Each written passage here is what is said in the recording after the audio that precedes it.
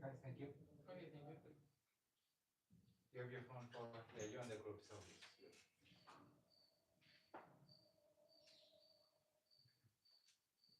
Did you bring your recorder by any chance?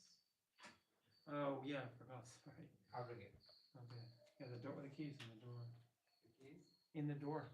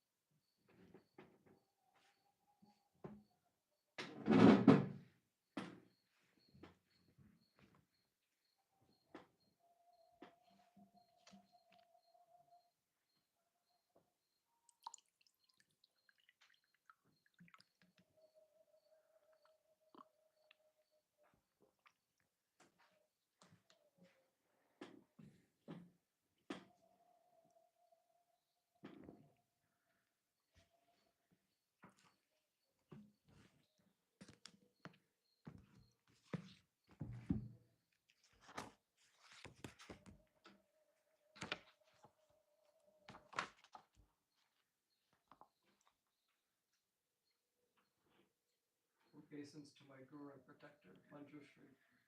As it is hard, a scriptural text symbolic of his seeing all things as they are. His understanding shines forth as the sun, unclouded by defilements or traces of ignorance. Who teaches in 60 ways with the patient love of a father for his only son. All creatures caught in the prison of samsara, confused in the darkness of their ignorance, whelmed by their suffering. You whose dragon thunder proclamation of Dharma arouses us from the stupor of our delusions, from the iron chains of our karma. Powerful stored hues wisdom bring with their sprouts appear, away the darkness of all ignorance. Whose princely body is adorned with 112 marks of a Buddha, who has completed the 10 stages, achieving the highest perfection of a bodhisattva, who has been pure from the beginning.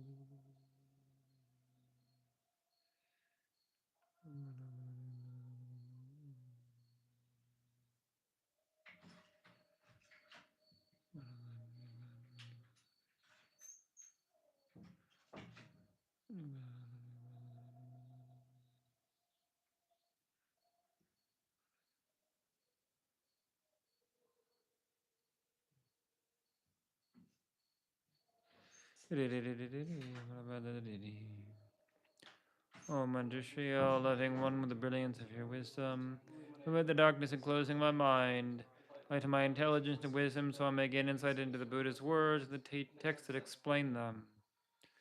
Action of wisdom indescribable by words or thoughts, which does not arise and does not cease, which are like space.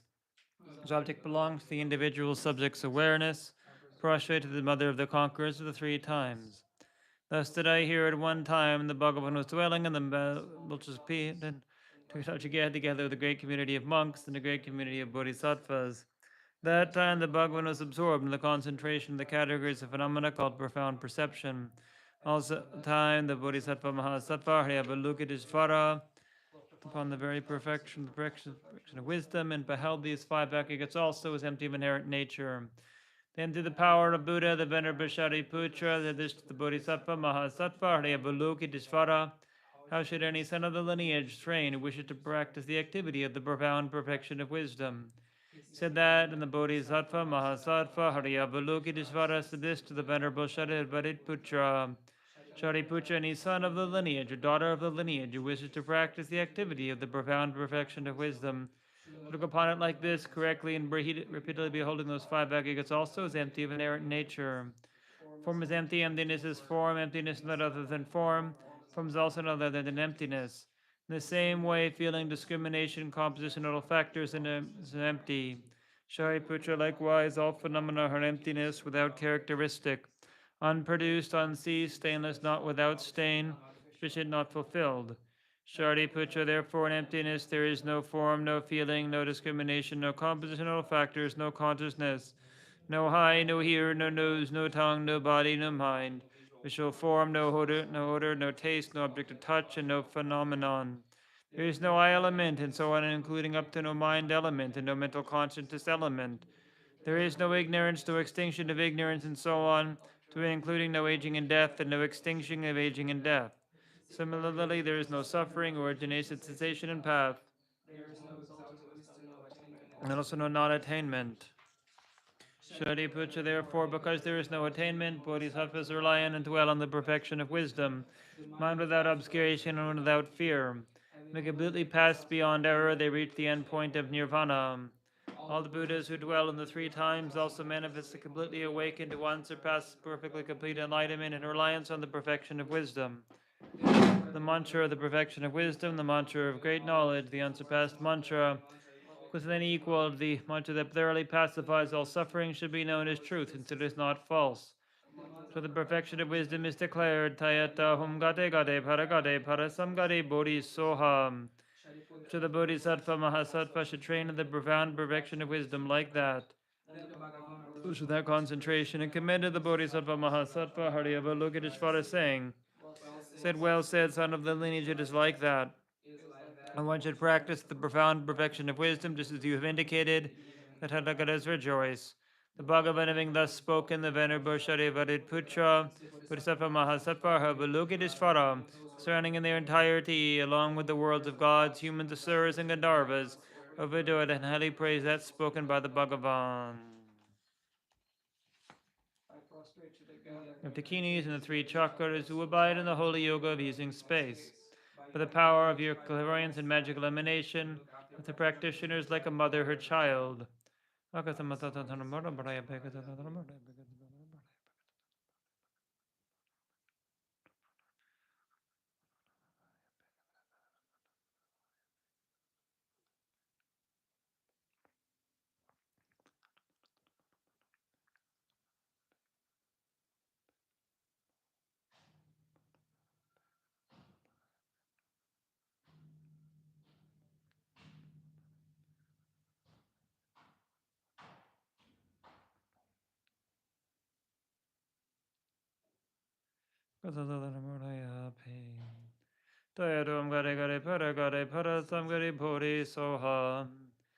teachings of the three supreme jewels possessing the power of truth, may allow outer hindrances be transformed, may they be dispelled, may they be pacified, completely pacified.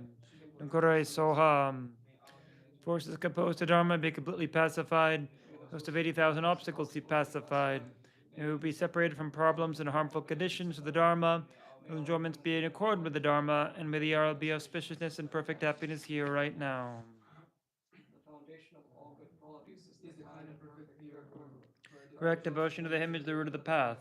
Clearly seeing this and applying great effort, please bless me to rely upon him with great respect.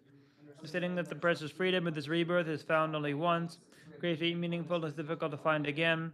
Please bless me to generate the mind that unceasingly, day and night, takes its essence. This life is as impermanent as a water bubble. Remember how quickly it decays and death comes. To death, as like a shadow follows the body, the results of black and white karma follow. Finding firm and definite conviction in this, please bless me always to be careful to abandon even the slightest negativities, accomplish all virtuous deeds. Seeking samsaric pleasures, the door to all suffering, the uncertain cannot be relied upon. Recognizing these shortcomings, please bless me to generate the strong wish for the bliss of liberation. Led by this pure thought, the mindfulness, alertness, and great caution arise.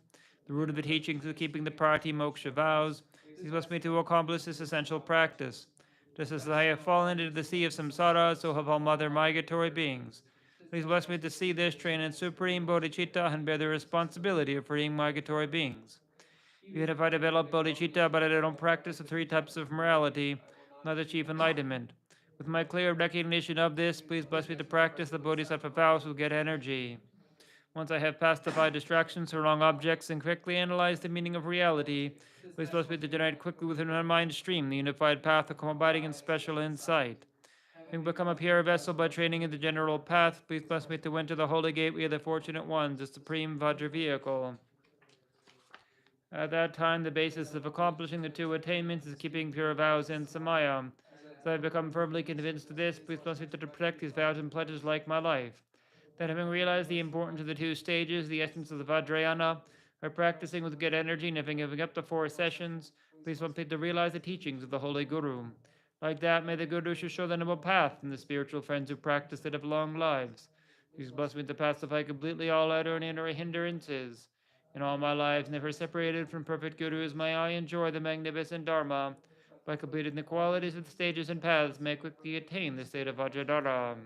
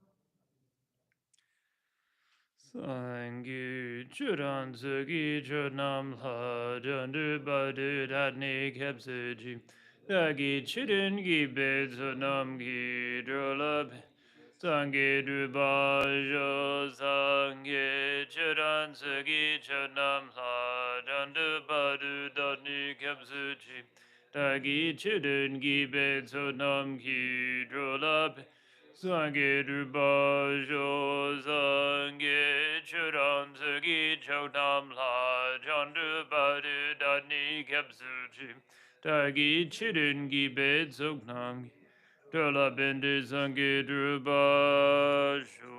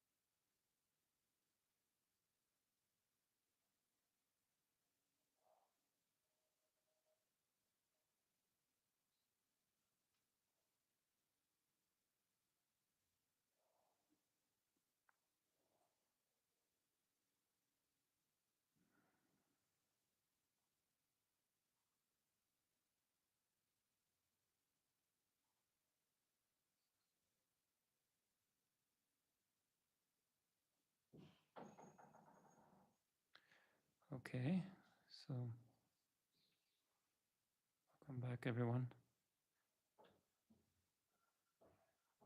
It's good to use the meditation time to meditate, actually, if you can, unless there's something necessary to do. So I apologize for the online listeners. You might not realize we have our new Mongolian neighbors are having a wrestling contest today. So that's why we have the running commentary, the sportscaster. I don't know if this will become a regular occurrence on Tuesdays. I hope not. We might have to have a word with them. Let's see. But hopefully it doesn't bother you too much.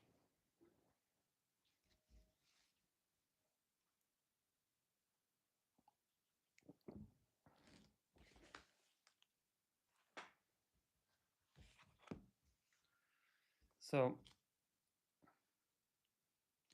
we're now at we're in the section on the 10 non-virtues still, right? The contemplating the individual results of karmic actions. What is the page there? In my page, it's 172. Yeah, this is the Taiwan edition. Oh. But it's similar. It's the old edition, essentially. Oh, okay. It might be the same. What page is it? 172.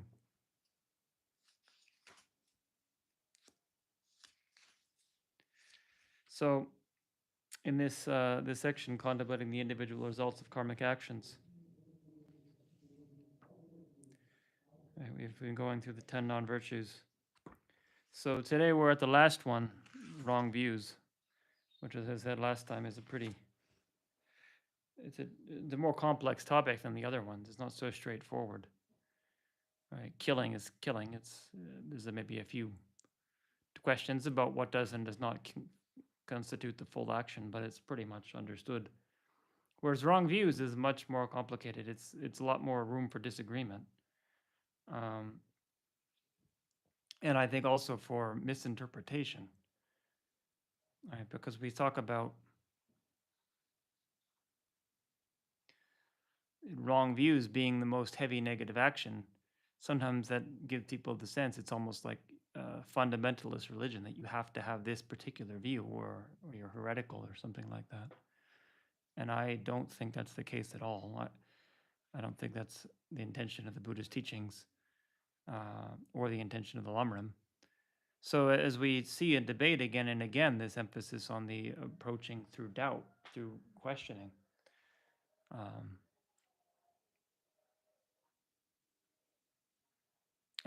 Like in the text by Damro Tara, the Jikten Dakpa, examining the world. It's Ganchir Dachin Jikten Dadla Sumperni, Tetsan Lakyang Dukchiro.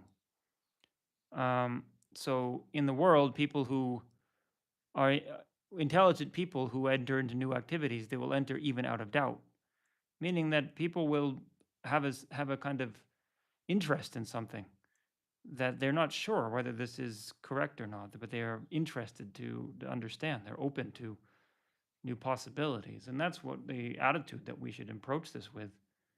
We don't approach it with a attitude at the beginning that we know everything. That's actually an obstacle. And it says very clearly the ones who enter out of doubt are the ones who will actually have understanding more quickly in the end than the people who enter by faith, out of faith in a particular person. also we have in Aryadeva's 400 stanzas when he talks about even having just a moment of doubt can tear samsaras to shreds. And so it's thinking that maybe things don't exist the way they appear. It's talking about doubt about emptiness. Then there's a story in Chandrakirti in his commentary on that. He gives a story of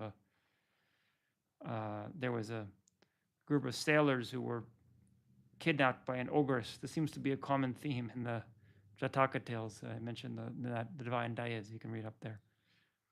So they're kidnapped by the ogress on an island, and the ogress imprisoned them and said, "Don't just whatever you do, just don't go over this this southern part of the island, something like that." So they didn't do that, but one of them, he started having suspicion. Maybe I should go. Maybe I should go. Maybe I should check. So he did, and he went and he discovered that there was the magical horse, which flew him back to the mainland. So the theme of the story is supposed to be that everyone is imprisoned in this cycle of samsara, but nobody actually thinks to check outside. Sort of, we say, think outside the box. You just go through the cycle again and again. But if you go outside of if people who are actually curious to examine things go outside of the normal patterns of behavior, discover that there's actually a way out. So that's really what leads to a spiritual path, right? Whereas when we're very secure and certain in ourselves, then that's the obstacle it talks about in Zu itself. And here it talks about doubt as an obstacle, but it's actually a different word in Sanskrit, which is very important, right? So it's dromi dodan lam nortang lam natetam jinechik tapajula gekchepa sumdendo. So it's saying the three main obstacles to traversing the path to liberation are not wanting to go is the first one, and that is understood as the view of a solid self, that you consider yourself. I'm okay as I am. Things are just, I'm this particular person who exists in this particular way, and that's just how I am. But also that you don't want to change. People don't want to change. They're clinging to the way things are in their life, and that gives a sense of security. So then you don't want to make the change that will actually lead to something better, right? We keep ourselves in that. And then lam nora means you have the wrong path. So you decide you want to change things, but you go the wrong direction. So of course the examples they give are like the 5 fires, such a popular practice in ancient India, I guess, where you light 4 fires around each side, and then the sun above you is the 5th fire, and then you just sit there and see how long you can bear it, and that's purifying your karma, right? So all kinds of austerities. I don't know that many people who do that these days, but people do all kinds of weird things.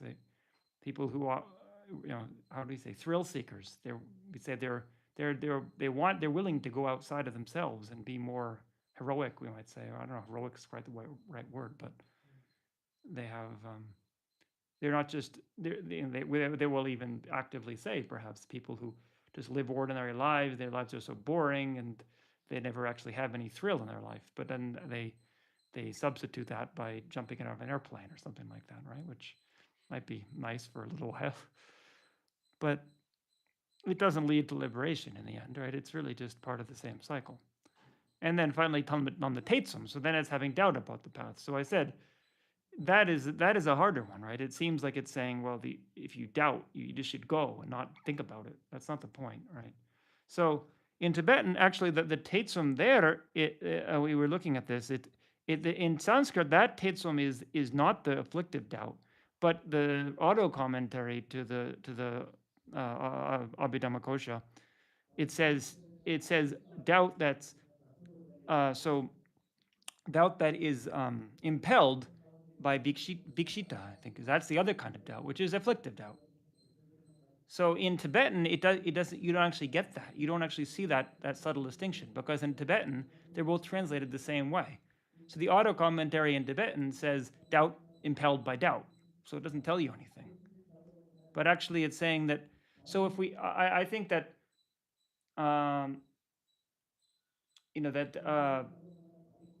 we could say inquisitiveness for the positive kind of doubt, curiosity.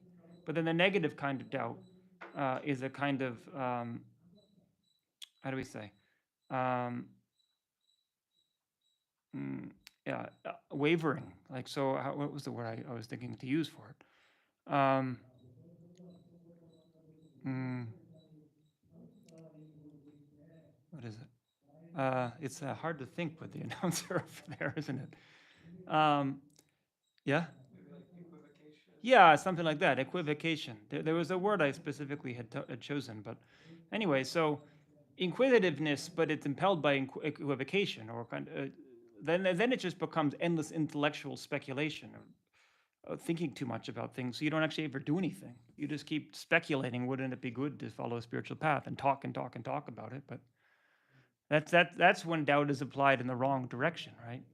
You want to apply doubt towards actually looking at how things are and who am I and how am I living my life, right? Rather than just speculating endlessly intellectually and not has no real relation to making a kind of change. So anyway, the point the reason we're talking about this is we're talking about wrong views. So again, it's the point is the problem, as Dennis will see, it's not just any kind of wrong view. It's wrong views that have these different factors, so that it causes you to act in negative ways. It causes you to think life is pointless and there's no use in acting in a moral way. Things like that. So that those are views that we fall into when through wrong analysis, and also in some sense through afflictions. It's not just motivated by intellectual belief, although we might think it is. It's often most of our views, most of our beliefs have a lot to do with our sense of self and our sense of it has to do. I don't like these people, so I don't agree with them, or I like my ideas and I'm attached to my ideas, things like that. Like it says in the Abhidhammakosha again, Monle Tetsum Dene Ni Lokta Deni Jiksokta Deni Jiksokta Deni Tarzan Dene Ni Sutun Choks Tawatang Rangi Ten the Tawachak Nagyal Den the Shen the Tawawad and Ripadidayan, something like that. I'm not like, again, I'm having a bit of a hard time concentrating with the voice going on there. So anyway, he says, from confusion, which is the fundamental ignorance, you don't know the way things are, then you start having doubt. You start having, in the negative sense, that is vikshita, I believe there. So it's saying this equivocation, or not, not actually having a sense of confidence of moving forward. Then from that, lokta tetsum deni tard moloi tetsum deni tard deni lokta jiktokta. So then there's the conception of the self. You start to conceive of yourself in a solid way. And then you have extreme views, which means that you start to think I'm permanent. I'm going to live forever, maybe in the afterlife, something like that. And then there's attachment to wrong practices. So you think that in order to achieve that state, I need to please God by making sacrifices or something like that. So then attachment to your own view, believing that your view is right, and even if people tell you that it's wrong and they argue with you, you refuse to give it up. So you're not actually really working out of reason. Yeah, so then you have pride about your view. You're attached to your view, and then you start having a sense of self, and this is who I am, and I have the best view, and I'm the best person. And then attachment, you start attaching to people who agree with you, and don't like people who disagree with you. And then shenla shenang dedaran, that's the last one. So then lastly, you start getting angry at other people. You think people who threaten your view and your idea. For most people, that's the most threatening thing. It's not when people cut you off in traffic per se. It's when they threaten your view and your conception of the world. That's when we really start to get into extreme negative actions. Is when we start to, they say ideology. There was a saying somebody gave. It was like, and if you have an ordinary person, even a serial killer, may kill 10, 12 people. How do you kill millions of people? Well, give somebody an ideology, right? That's when people really start to justify their actions and think that of course, what I'm doing is right because the end justifies the means. So that's the kind of wrong view that we're talking about here. That's an extreme form where it leads to genocide and things like that. But just in general, uh, we can see that it can damage somebody's life a lot. It can fundamentally prevent them from following a spiritual path, from practicing morality, all kinds of things. And just even in conventional sense, it can um, uh, it can create all kinds of problems in the world.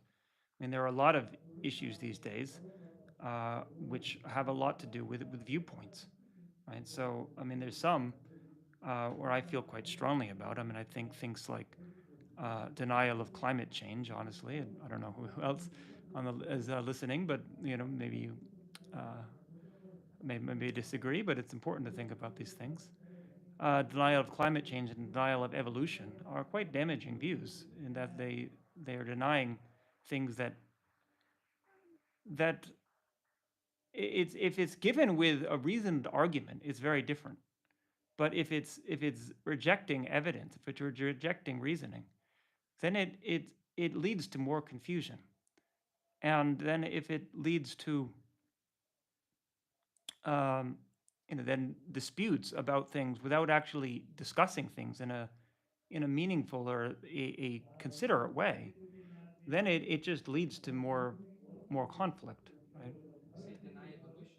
Yeah, denying denial of evolution. Now, okay, so of course, as Buddhists, we don't necessarily ascribe to the exact same view as materialists would, right?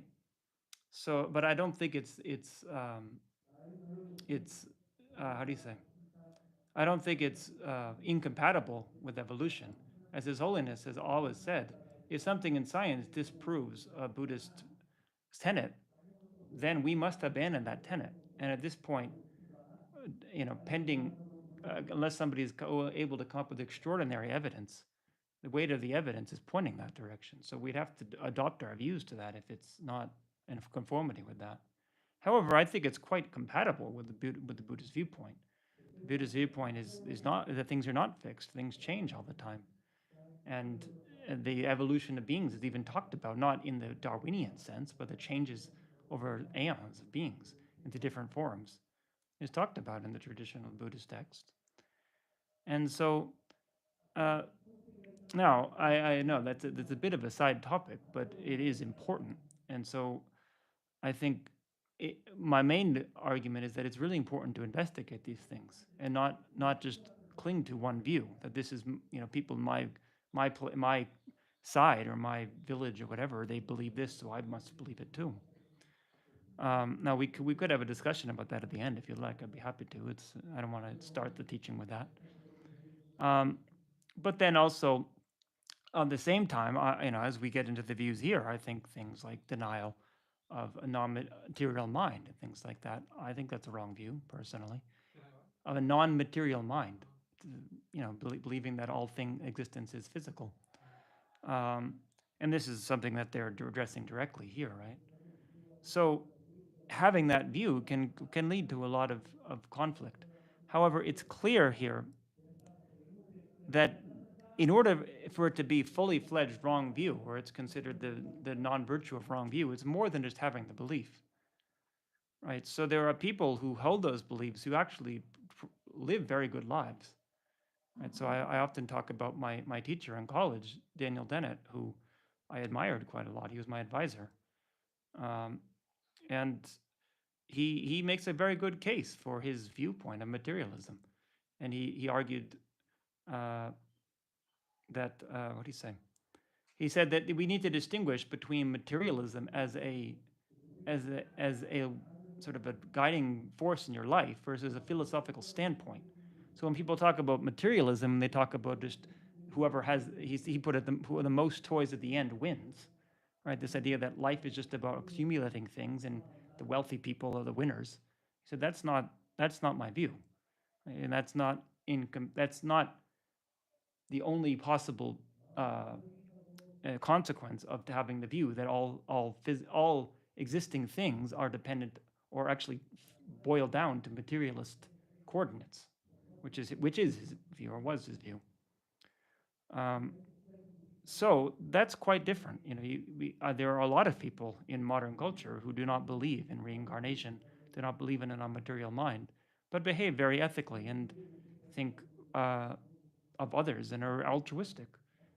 My teacher Chodo Rinpoche was very clear. That is not the kind of wrong view they're talking about here. That is not when we say people who are just attached to this life, that's not what they're talking about.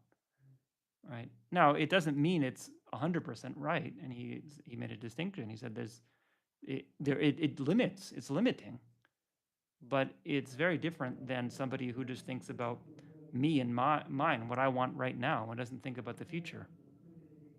All right. So we have to look not only at the view, but also at the consequences of holding it, and how does it function for that person. And furthermore, um, furthermore, what process did they go through to reach that view? Right. So as I said, with evolution, if somebody made a very clear, cogent argument against it, I don't see that as harmful. I think that's important. The issue is when it comes from uh, obscuring or the obfuscation of certain points of evidence or of distorting facts, right? Then uh, there's no room for argument. And so Kappa has said, he said, basically, I mean, the wording is crazy, but the point is the people who just don't respond to reason. He said, if you take a position that's contrary to reason, that's the position of a crazy person. And I don't debate with crazy people, right? It's like there's no point in debating with somebody if they're not actually willing to change their view if they're proven wrong. Then there's no basis for a debate. Um, there has to be both sides have to acknowledge. That's why in a debate you go in with a sense of risk. Both sides have to acknowledge if I'm proven wrong, I have to accept that. That was the understanding in ancient India. I don't know if it was always practiced, but that's generally how Tibetans idealize what it was like in India. That the great debaters would, by default, they would convert to the religion of their opponent if they lost the debate. Because why would you not want to do that if you're wrong? Why would you not want to give up your position?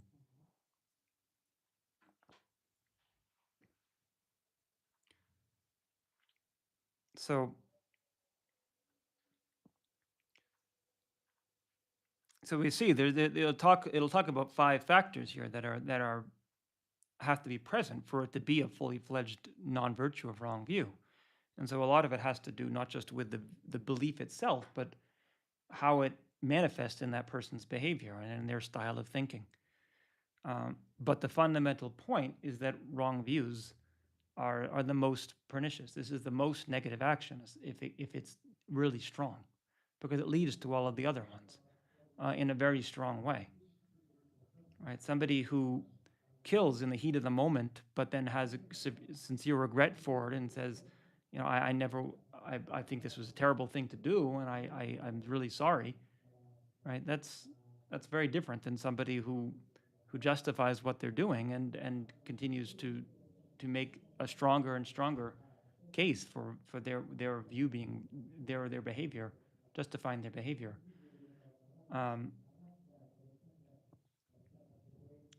So there are. I was going to say originally, I mentioned about the 2 things that I thought were strong problems these days, but there are many other things that I don't feel it's not nearly as clear. Right? There are a lot of issues. I don't need to bring them up here because it immediately becomes a political discussion. That's also part of the issue. Sort of some people already have very strong entrenched positions, but there are many other political questions that it's not that both sides have merit to what they're saying, but when it becomes very strong clinging to that side, then there's an inability to kind of dialogue and to come to a consensus. Right? We have to have some kind of compromise, and there's not always a right or wrong answer. And even if there is a more correct answer, it's always very good to listen to the other side and to consider other viewpoints. It doesn't. It should be seen as a sign of strength and not a sign of weakness.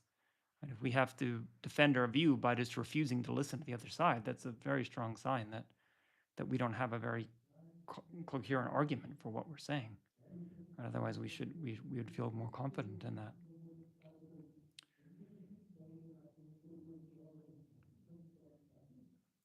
So, the main ones here, and we're going to get. I mean, I'll just read through the text and we'll figure it out. But the main ones here have to do with, especially we talk about wrong view in Buddhist practice. It has to do with denial of reincarnation and denial of karma, and then denial of liberated beings. Denial that there's a Buddha, there's a Dharma that leads to enlightenment. So the point I was making originally is that it doesn't mean that as Buddhists we should just adopt that view. I think that's actually a mistake. I think sometimes as new Buddhists, it's like we're very interested. You have to have some degree of confidence in it. So it's very good in some sense to adopt this as kind of, we say, a working hypothesis. But we also have to keep examining it and questioning it. Otherwise, we won't really understand it to begin with, but also it won't. It will be quite unstable and oftentimes based on not very solid reasons, so that we might not really believe it in some deeper sense, even though we claim to do so. It's quite a major claim, isn't it? I mean, reincarnation is one thing, and for a lot of people, that's a very challenging claim. But even more so, that there is such a thing as an enlightened being.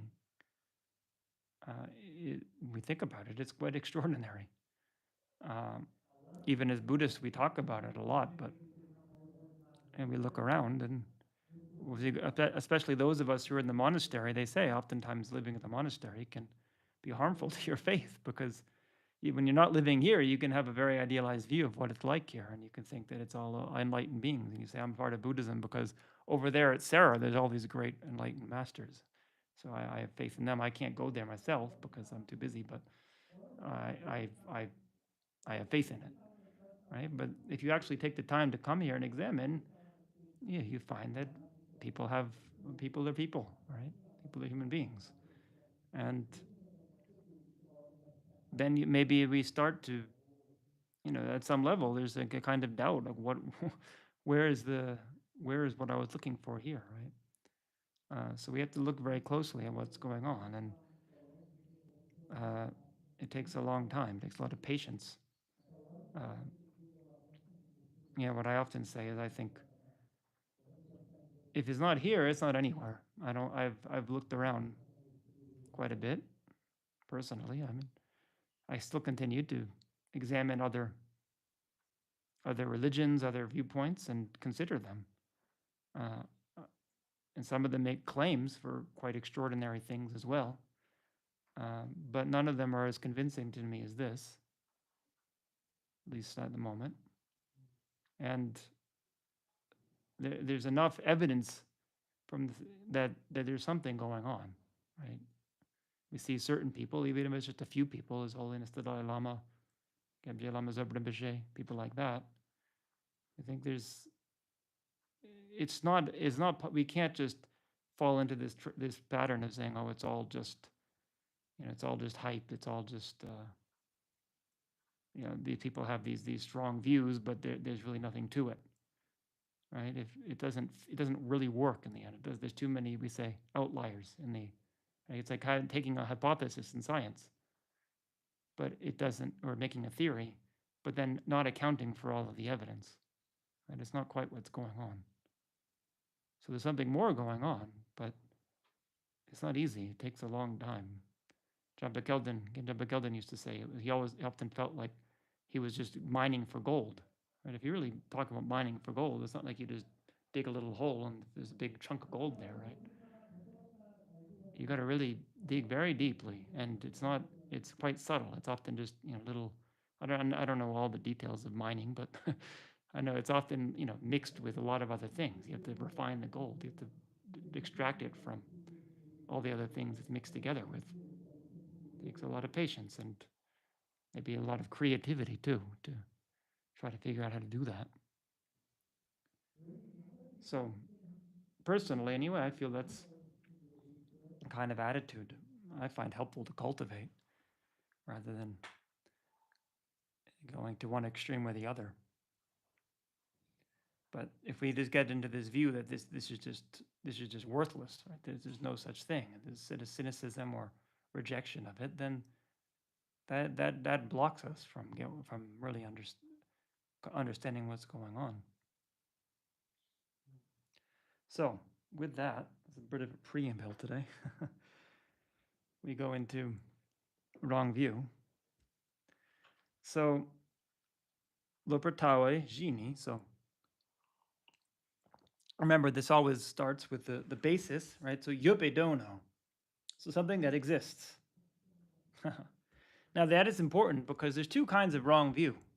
Right? We have durdok and kordep in Tibetan. So it's superimposition and denigration.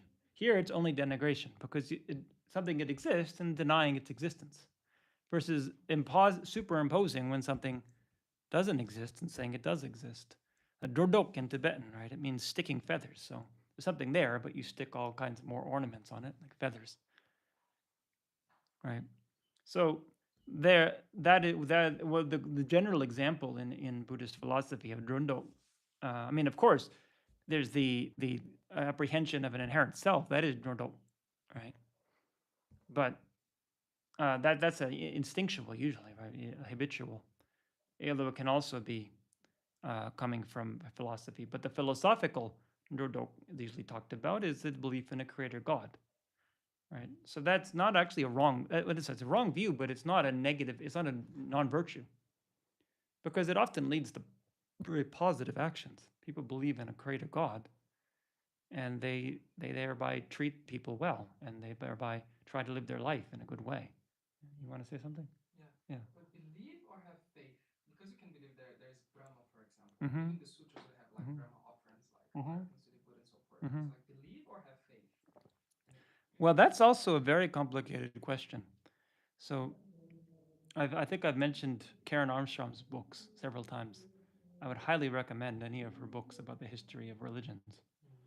And in one of them, the case for what is the case for God? I think it's called, yeah, Case for God. We have several case books in this library: the case for Christ, the case for faith, the case for God. But the other ones are actually more on the side of evangelical, whereas her book is a historical book. Anyway, so she talks about the history of this idea of belief, right? So she talks about the what word did Christ actually use when he said you should have those who believe in me will have eternal life, right? So I think she traces it back that there's a Greek word pistis. I think that's where there's the original one, and then that saying that this event essentially has to do with a kind of loyalty, right? Like entrusting oneself. And so in medieval Europe, this has to do with like fidelity, like that we say the feudal system, right? Because that was how Europe was set up, and that was actually very similar to medieval Tibet. That you entrust you pledge yourself to a particular lord who protects you, but you must be loyal to them, right? So it's not so much that you believe that what they say. They don't. It's not a philosophical acquiescence. It has to do with you know, trust and kind of developing a sense of, how do you say, like when you make a deal with someone, it's a transaction that I will protect you if you serve me, right? Kind of promise. Yeah, promise kind of thing. And that, so what was it? That later, then that word in English then later evolved into this word belibin, which actually, I think that she traces that word actually actually is related to libido, which is eventually love. It has to do with love, right? Which love didn't mean romantic love until like the 18th century. Right? People talked about love for God. They didn't talk about love for my girlfriend. It wasn't a way that people used the word until fairly recently. And then gradually in the 18th century, because before that there wasn't much a common thing to argue about arguing for the existence of God in a scientific way, because it wasn't a challenge to it. Now, somebody like Aquinas did do that, but I think in quite a different way than what was going on in the 18th century. People like Newton and the rationalists, who are trying to make a coherent argument for God within the framework of science. So then it became a intellectual, how do you say, intellectual standpoint that you would take. So then belief became kind of acquiescence to a particular tenet, right? Which is now how people understand it. And they see that Jesus says, those who believe in me will have eternal life. They understand that phrase to be meaning those who intellectually acquiesce to mean me, but then it means essentially the catechisms of the church, right? So then it has quite a different meaning than what it originally had, right? So my point is, when you ask, well, belief or trust or faith, it's like we have what it originally meant in those languages, and how did the people understand it at that time? So similarly here, I think I've always said the importance of the education, it being the monastery. It's much more than just the words. It's about observing what's going on here. And we look at how Tibetans relate to their teachers and to the teachings. It's very different than how it's approached by somebody who both comes from a culture that we're educated in the way that we are, and secondly, who then is coming to a foreign culture and then looking at it from the outside, right? Likewise, the Mongolians, they have their own approach, right? It's just, they're quite different from Tibetans, and they came in from a very different standpoint also. Look at the history of the conversion of Mongolia by the Dalai Lamas, essentially. And first by Sakya Pandita, actually, he was the first one. Right? He was you know the story of Sakya Pandita. Anyway, I don't need to tell this story here. I don't want to get distracted. But he was before Dalai Lama, the Sakya Pandita. Yeah, before the first Dalai At the Lama. same time. No. He was before. It was when the Sakyas were the ruling class at that time, right? It was a few hundred years before. Right. He was a teacher of Kublai Khan. Right. That's the first Tibetan to be a teacher of the Mongolian lord. It saved the country, right? Kublai Khan was going to invade Tibet, but he was inspired by Sakya Pandita. So we have to, today it's not that we necessarily have to get to the exact right thing and what they believed, but by understanding how they approach it, we can think about how we can approach it. Right? I think for us today, intellectual assent has a lot to do with why we adhere to things. So it's not that we should just reject it, right? But we don't have to take the text when a text says you must have loyalty, for example, to be saying that you must intellectually assent in order to have any kind of result in your practice. Right? We approach it intellectually, but we also recognize that it's not just about adopting this belief and thereby Buddha's going to give me enlightenment because I chose to believe what he said. The Buddha said quite the opposite. He said, do not believe what I said unless you check it for yourself and ascertain it to be correct. Right? So the point is, believing that something that doesn't exist exists, right? That is drodok. It's not non-virtue. It's called, what do you say, lumiten. It's neutral, right? It can lead to good or bad. Essentially, that's the reason it's neutral. Even the view of an inherent self, it can lead people to act in virtuous ways. So it's the root of samsara in that it's essentially what creates our situation, but it's in and of itself non-virtuous. It's also the root of being born in the form realm, which comes from only very strong practice of virtue. The problem is that it's a cycle, right? So there's a saying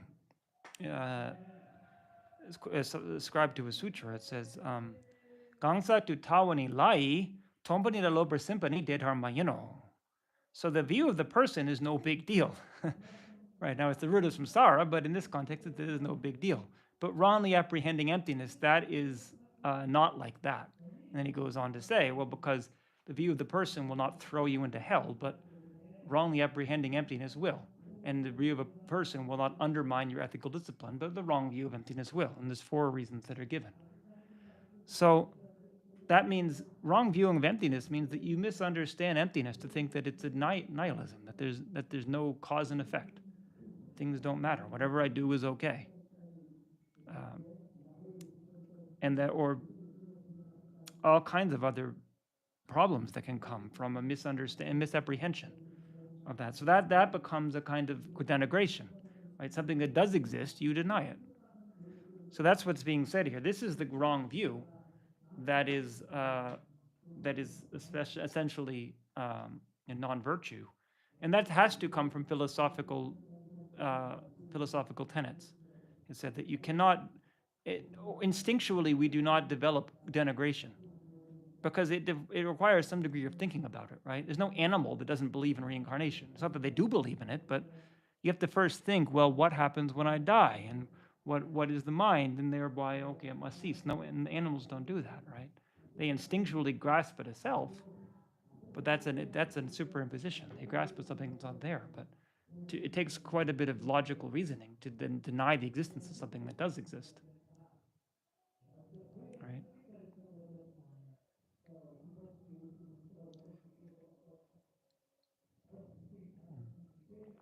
Okay, so then sampala sumle. So then the thought, right? So again, we have the discrimination, the affliction, and the motivation. So the sumpo gangurungo. Oh, sorry.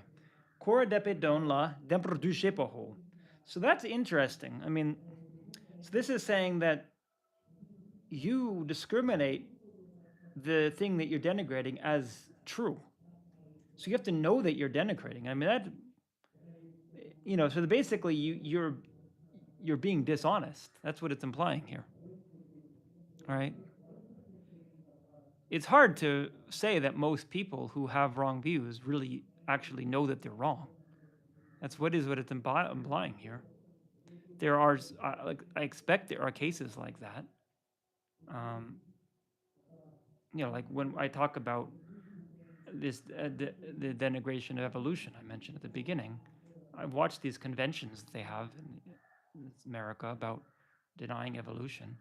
I think that most of the people there, they really believe it. But the scientists there who are promoting it, I wonder what they really think. I don't know. Right? It's, it could be in certain cases, and I don't mean to single out that one. So rather than getting onto that particular example, but just in general, people could, even though they know something is a wrong view, still adopt that view as a way of manipulating people. Now, it's questionable, do they really have that view themselves? Like it says about Devadatta, it talks about, we talked about this in the Vinaya, right? So you can't perform a Vinaya ritual if people do not hold your view in terms of understanding of the Vinaya. It does not become a ritual. So like, if I want to ordain somebody, we have to have 10 gelongs. If we disagree on major points of the Vinaya, the person does not get monastic vows because it's not tawatumpa, it's called. They don't have accordance. So that's why we agreed to disagree, essentially. We don't, for example, have a group ordination with Theravada and Molisavastivardhan because we have different views on the Vinaya, but it's a friendly disagreement in some sense. But the understanding is that, so the Devadatta was saying that the Buddha's teachings are wrong, and that my understanding of the Vinaya is sound. But it's understood anyway that, at least in the Vinaya literature, the Devadatta knew what he was saying was a lie, that it was done out of a wish to essentially, out of jealousy for the Buddha. So it said that any rituals that he performed with his followers did not become rituals because they did not have the same view. His followers believed what he was saying, he didn't. So it didn't become actually a Vinaya ritual. Whereas if they do believe it, so if all of us here, we develop the same wrong view about the Vinaya, and we split off from the Sangha, we can still the rituals that we perform will actually be valid within our framework, right? And so the person will become a monastic, right? We do sojong together, it becomes sojong, right? Because we are concordant. So that's, in India, there were all these different schools. Mainly they split apart due to geographical differences. I don't think there was a whole lot of literal splitting of Sangha, but over time they developed very different views, and within their space they were able to perform those rituals, and it became valid. So then we have to accept the validity of other Buddhist schools, even if we disagree, and we'd say that we can't perform rituals with them because we have disagreements on fundamental tenets. So anyway, so there is an example of somebody it said who's whole, but then it said he doesn't have that wrong view because he doesn't believe it.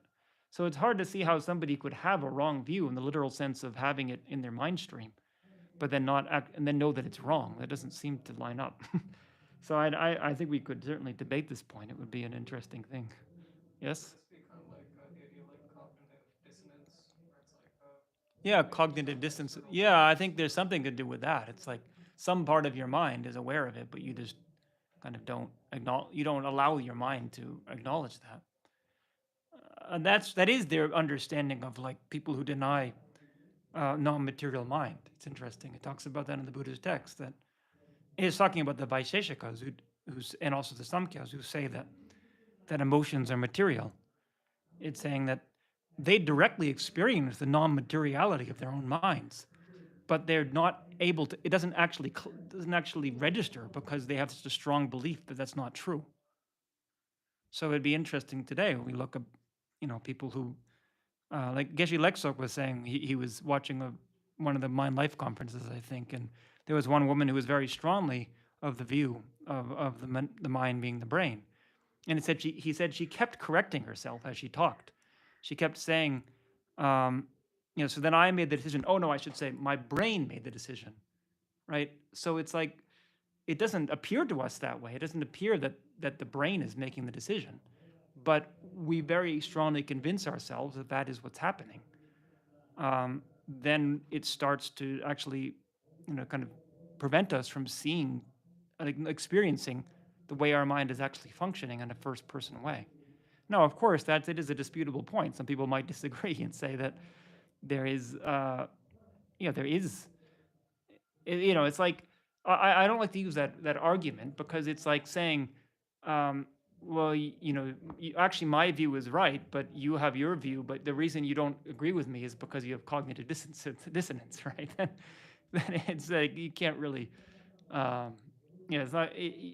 It's like anything you say is just going to be. It's sort of like, how do you say? They talk about like Freudian. What do you say? Like when people, there's a way of arguing where, Freudian analyst will kind of say, well, anyone who doesn't agree with Freudian analysis, it's because their own unconscious mind it's threatening to them, right? Then it becomes circular. There's no way you can possibly argue against it, right? So you have to be careful of that. But nevertheless, from our own side as Buddhists, it's useful to consider that point, right? I wouldn't go say it to people, but for our own understanding, trying to figure out what's going on, because we're also trying to figure out what's going on. But we also want to know, well, people have this lot of hype about the mind being the brain, and we should take it seriously. We shouldn't just say, well, we don't believe that, but then try to really pay attention and check carefully what's happening in there.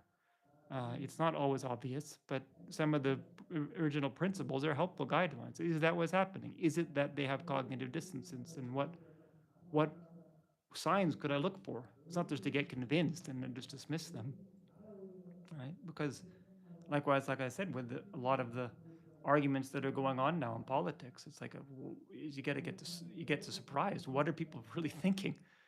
It's helpful to really understand. Once we understand, it won't be as threatening, right? It's threatening because we're very surprised, and we don't. Maybe part of us thinks maybe they're right, so we don't want to. We haven't really examined that possibility, so we haven't come to a firm conclusion and see the faults of it. Okay, so we've gotten to 2 lines now. Nyomong ni supoganrongo. Right, so any of the 3 afflictions. Right, so your motive that we can see, right? So you're motivated. You adopt the wrong view out of ignorance. That's the simple thing, right? You just don't know, or somebody convinces you, and you just don't know. You're not intelligent enough, or not understanding enough of that particular point that you can reason against them, and you're just convinced of something that even though it's a faulty argument. But then attachment, right? So we adopt a particular view because it's what our people believe in our country, and we want to conform with everyone else. Or attachment to our family, or attachment to ourselves. We came up with the view ourselves, so we're very proud of it. Right? And then anger, right? So we adopt a particular view. We don't like a particular class of people, so we make up reasons why it's justifiable not to like them, and they're inferior. It's not just because of my opinion. There's all kinds of scientific reasons proving this. This happens a lot, right? Or just in ordinary things that we just refuse to listen to somebody because we don't like them, even though what they're saying might actually be reasonable. That's something that you have to really work with in debate. You have to work with your emotions and not let them control you. You have to use them in debate. You don't want to set it aside. It's a motivating factor to debate well, but you also have to be willing to accept when you're wrong and willing to listen to people who, even though you don't like the way they're saying it, they might actually have a good point. And it's a very good practice. Okay.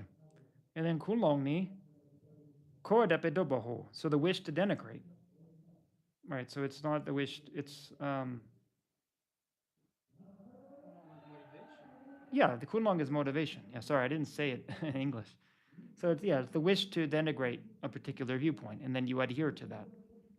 So then joani, the actual action, sampa dela joa sampaho. Right, so it's initiating that thought. It's saying that you put that into action. In this sense, it's just a mental action. Right, but it's different than just having the speculation about it. It's actually like adhering to it strongly and saying, this is my view, I believe this.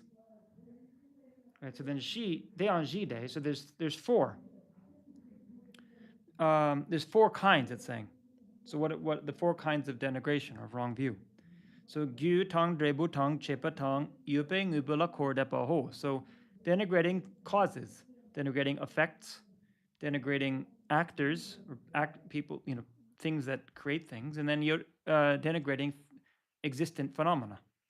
So gyulakora, so denigrating things that are causes. So leper chipa tang yeper chipa lasopa medo shipaho. So you say there's no good actions, there's no bad actions, in the sense that you say that positive actions don't lead to good results. Right? There's no cause. They don't have a cause for something. Right? You say, yeah, you kill somebody, there's a result, they die, but not in the sense of that there's a particular repercussion for you in the future. Right?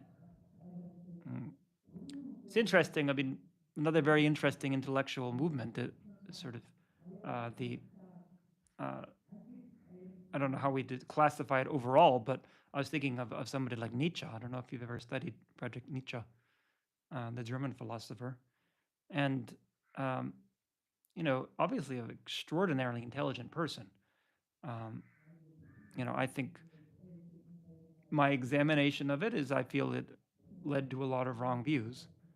Nevertheless, it was quite honest in a lot of ways and also very influential. And it's very tempting in some sense. A lot of what he says is, he makes a lot of very good points. Right? And so he argues this point about morality, essentially. His argument is that good actions do not lead to, like he says, there's the saying of Socrates, the virtuous man is a happy man. He said he strongly disagreed with that, and he said that was a fundamental error in Western philosophy. Right? It's just not borne out by evidence. He said very clearly, it's not that I am arguing that we should just not do positive actions, which is interesting because sometimes people ascribe to him the view that he's just saying you should do whatever you want. He's saying that the view that somehow, that has some kind of karmic repercussion, not even in its future lifetime, but in terms of like has to, that it, what is it exactly? I mean, what he says is often quite, how do you say? It's not like very direct, so it's hard to get the exact point of what he's saying. But what is it? The idea that you cling to this idea that I'm a good person because I do virtue. He thinks that's a fault, that actually it creates division in the world because we then attach to this idea and then we look at people who do other actions and we and then we think that they are inferior in some sense. Um, so that, but my point there is that I think ultimately it does become a kind of denigration. I don't think he was correct. Um, but it can be very complex thought process, and it can often be very reasoned out, very well argued, and it can be tempting. It's like one of my early Buddhist teachers said, it's like sometimes we have to be careful because what people say can resonate with our delusions. Right? It sounds like it's touching on something fundamental, but it might actually just be a delusion. We have to really examine that. Um, so as I said, his viewpoint was very influential in the 20th century in a lot of different departments. I mean, most notably, I don't know, notably is the right word, but notoriously, with Hitler and the Nazis, right? But that wasn't the only way to interpret his philosophy. It's quite likely he would not have agreed with that. Who's the guy? Nietzsche, Oh. yeah. But in terms of a lot of other strands of Western philosophy, it was, and in terms of how people think, right? These things percolate into the culture gradually, right? So it's useful to think about these things to examine the kind of views we have. In Buddhist practice or Buddhist philosophy, it's understood as essentially fairly simple, yet very complex. The root of it is very simple. Good actions lead to good results, right? But it's not so easy and straightforward. It's not just like this magical world where everybody who does good gets good. That's obviously not the case. That's kind of what Nietzsche was saying. If we have that kind of very simplistic view of it, then it's easy to be convinced otherwise. But ultimately, it's just we have to look very closely to see that. Okay, now Drebulakorni. So then, denigration of results. Right, so deniki namin medo. So it's the opposite. It's just the corollary of the same thing. There's no ripened result of those things. So you first say there's no cause, there's no good actions, then there's no result of it. There's no result that comes from good actions, which would be birth in a positive, as a human or God, in a positive rebirth. So then chepa la korra la sumne. So the chepa la means towards actors, right? Things, particular things. I mean, it's funny how would we actually translate it here? It's like things that do certain things. So how do you say? Functioning things, maybe you could even say. Right? It was the opposite. Ngupa, we translate that way. So the point here is sabun dapatang zimper chepa la korani padam ma medo shepa. So it's saying there's nobody who plants a seed and there's nobody who carries that seed. It's saying there's no mother and father. Right? The father plants a seed, the mother carries that through pregnancy. Now, again, most people don't deny that. I'm not aware of any of any philosophy that denies that. Yes. Oh yeah, that's actually referencing the Indian school, the Jataka or Is it Lokayatas. so? Well, so the Lokayatas. I mean, it said that they deny cause and effect, but do they deny that? For example, that sexual intercourse leads to childbirth? Well, maybe not that, but I was thinking because Yeah. in at least the early sutras, usually when talking about the view of the Lokayatas, Mm. Kesa Kamala, that's who we at that time. Right. It says that Jatashatru went to him, and then he told him, there's no mother, no father, no reincarnation, Oh. no karma, no realms of rebirth, no Mm. giving, no results of giving, blah blah blah. Well, yeah. So I mean, for one thing, the part about no karma, no results of giving, that's more the point. I think usually is that there's nothing beyond this life. There's just the immediate cause. Now I know. I mean, the story that's given in the Buddhist text, which I often wonder if it's a bit polemical, is that this maybe that's that very person you're talking about, the founder of the Lokayatins, is that he wanted to have incestuous relations with his daughter, and so he made this philosophy. So maybe that would be that he said there's no father, there's no daughter. It seems it's kind of a denigration of their own viewpoint, but I don't know. Yeah, I'm not sure, what the background of this is, and it's just that's just they give that one line basically. It's a quotation from a apparent text. I don't know if we have that text extent. Be interesting to see what he actually said. But I think we can extend it to other things, right? So, as I was saying, I mean before something denying that this particular cause leads to this result. So saying that we put pollution in the air, it's not going to have any result, right? It's sort of a, it's not quite as blatant, but uh, it's denying things that are observable results. Right? I remember Genja Bakeldin telling me, I never knew this before, that in Tasmania, apparently, the native people who were there when the Europeans arrived, one of the few cultures that had lost the understanding of childbirth. They had lost the understanding that sexual intercourse leads to pregnancy to childbirth. I mean, they obviously came from the Australian Aboriginal culture, which retained that, but then the ones who moved to Tasmania, which was an island, um, they became even more primitive in that area and then lost that knowledge. So they no longer understood the connection between that. So I would expect that was probably similar in ancient times. Whether animals even realize that, I don't think they do. I don't think animals make the connection, as far as I am aware, that sexual intercourse leads to puppies or whatever. I mean, it's just kind of in the moment you're driven by desire. But anyway, but whether philosophically somebody adopts that standpoint, it seems unlikely. But there are other ones, the other kinds of cause and effect, that certainly can be denied through various philosophies. So then, drawing chepelo korani. So then, denying comers and goers means diktin chima medo chepo. So this is saying there's no migrator the next life, and so it's similar to the previous ones. It's just denying reincarnation, essentially. And then Kyowa Gyoe Chepelo Korani, so then denigration of those who take birth is Semshin Zude Kyowa Medo. This is saying that you deny the existence of spontaneously risen beings, which means that you deny that there are non-corporal beings, essentially. There's no such thing as a god. There's no such thing as a ghost, right? That's again, personally, I agree. I agree that is a wrong view from my examination of things. But I understand why it's held, and as I said, it's not just something that we should just adopt it because it says so in the text and think, well, it says you shouldn't have that view, so I shouldn't have that view. You have to look very carefully, but look very closely at the evidence. It's hard to understand how there could be reincarnation if there wasn't such a thing as non-corporeal beings, because then what's connected in one life to the other, right? But there are many accounts of these kinds of things, and we usually just dismiss them as old ghost stories, which some of them might be. But it's good to actually examine, do any of them have any merit, right? And there's some very good studies of that.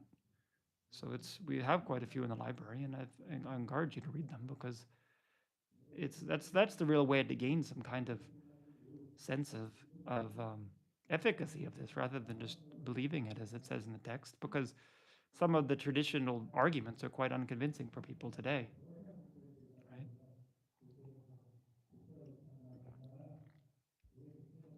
So then Yupala, Yuping Upala Korani.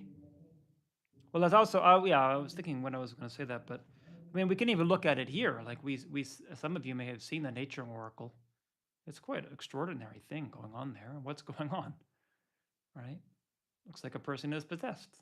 And then often when that happens, people in the audience get possessed, right? Well, what's going on, right? Is it all just made up? But even just making it up would be pretty hard, right? Some of they're pretty good actors if it's all made up, right? And it's not just something that Tibetans do, but it's something we can see here because we are in this culture. But it's actually a very common thing across many cultures, interacting with spirits and shamans that channel spirits, right? So it's really worth examining those kind of things. So the point here is just denying it, right? Like there's a very famous shaman in your culture, right? I've heard of John of God. You know who he is? Yeah. Yeah. I mean, it's a fake shot. Well, that's the thing. Yeah, I would, if you have evidence that he's fake, I would like to know, because I don't know. I've heard about him, so I wanted to examine it. There's And a lot of abuse and so Yeah, so there might very well be. You may be very right that that is fake. I don't know, but the point is just to reflectively say it's fake because I read one article trying to see what do they say about him, and the article was basically like this is so obviously wrong. It's just ridiculous that people in today's world would believe this kind of thing, right? But that doesn't give any particular reason. If you were to give me actual evidence, because I don't know actually or know very little about it, right? If you were to show, well, here's the clear and clear reason why this is fake, that's a very different thing, right? But then to just reflexively say, which is often how dismissal of these things goes. So there might, the Society for Psychical Research, which was founded in Britain in the late 19th century, that's what one of their main things was, examining these claims. And most of what they did was debunking. It was mostly showing that people were fraudulent. But they found enough cases that they took seriously that they thought it's not all fraudulent, right? So the problem is if a lot of it is fraudulent, then people start to just assume it all is, right? But it doesn't necessarily follow that's the case, right? My grandma was a shaman. Your grandmother. Yeah. Yeah. So Just received a lot of spirits. did you ever observe this happening? No. Did you ever take it seriously? Yeah. Yeah. Yeah. And, Why? And my mother told me that she cured a lot of people and so forth, Mm. with TCC and Mm-hmm. so forth. Mm-hmm. So I don't know. Okay. Well. Especially in receiving her spirits and so forth. Mm-hmm. And once my mom told me that she received a spirit and she told to my mom the future of my mom. My mom was like 15 Okay. years old. Okay. 15 years old, and was like, Yeah. the things that are happening now, like, oh, Mhm. you're gonna get like two children and so forth, and get Mhm. married with the old guy and so forth. Okay. But Well, again, the opposite is also true. We always have to argue what is the it's so okay. So if somebody made a correct prediction, what else could be true, right? If I say to you, you're going to marry an older man, and then I believe you, and then I do that because it could influence what I do, right? But nevertheless, we have to if it happens once, it's one thing. But if we collect different pieces of evidence and just keep it in mind, right? Keep it as a possibility. yeah, that's why I believe, because there's like a Mm. lot of people. Yeah, but then not just one person. I'm suggesting look at other cases of this happening, because I'm saying there's a lot of evidence that's collected. It's not. Some people might think that it's just kind of not something that's ever been investigated. But I mentioned the Society for Psychical Research in Britain. They were very good scientists. These were not just a bunch of hacks, right? Regardless of whether what the conclusions they came to were true or not, I think it's undeniable looking at it that they approached it with a scientific method, right? So I think then it becomes a more mature view of things, right? That we might have these experiences, and it's useful to take them seriously, or things we remember seeing this or that, or hearing this or that can open us to the possibility. But then we have to really look at it, right? Okay, so then yuping o corny. So then denying things that exist. So Jachar Basok Meido. So saying that there is no arhats, right? There's no liberated beings. So that's the last one, is denying the existence of things that do exist. So then Tartukni Kordapangeboho. Right, so then it's coming to certainty, like definitively saying that I'm denigrating this, right? It's not saying, I don't mean saying, you don't have to voice the words. The point is in your own mind, you come to the firm decision that this is wrong, right? So then, the important thing here, I was alluding to this before. It has to come with 5 factors present in order to be fully complete, right? So you see that it's not just a matter of having the belief.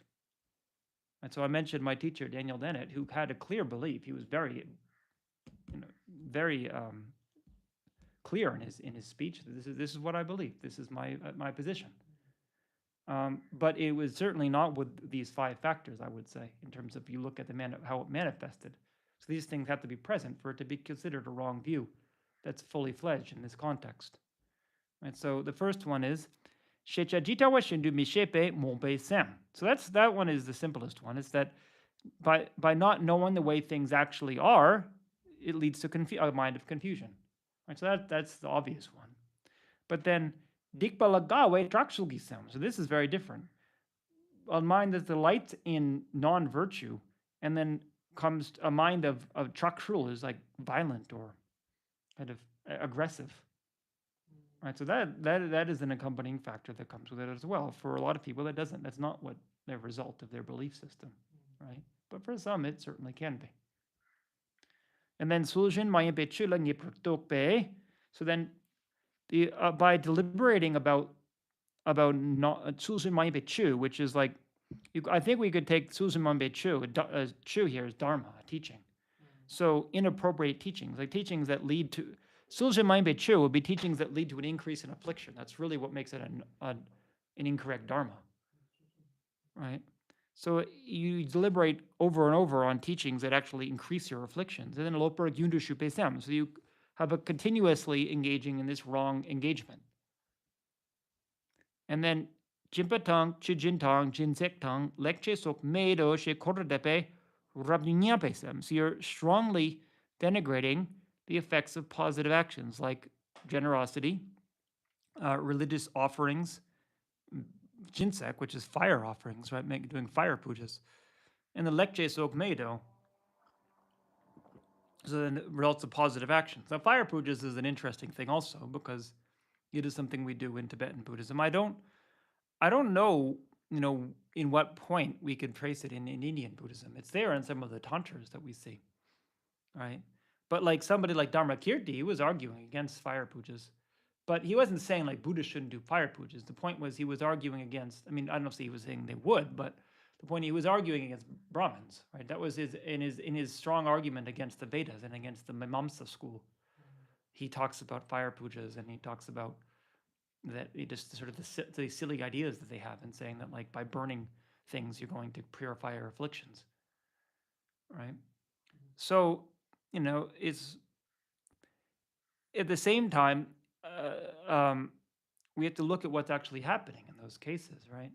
If you actually do a fire puja, you might find that there's something going on in your mind that's different, right? It's similar to talking about looking at the nature oracle. It's like we feel something.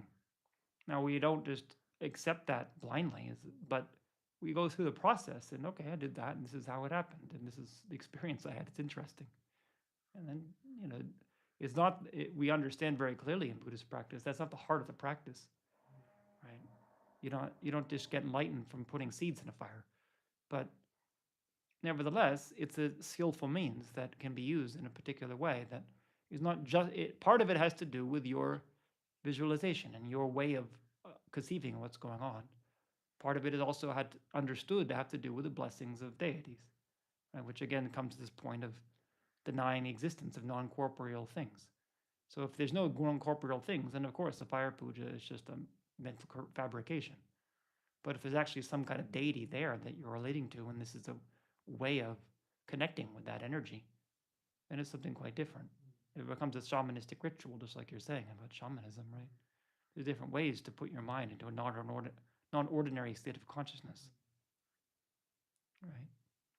So kordepe rabdunyampe semtang, and then lokta de ngotsawa meching nemek lengepe jungami shepe.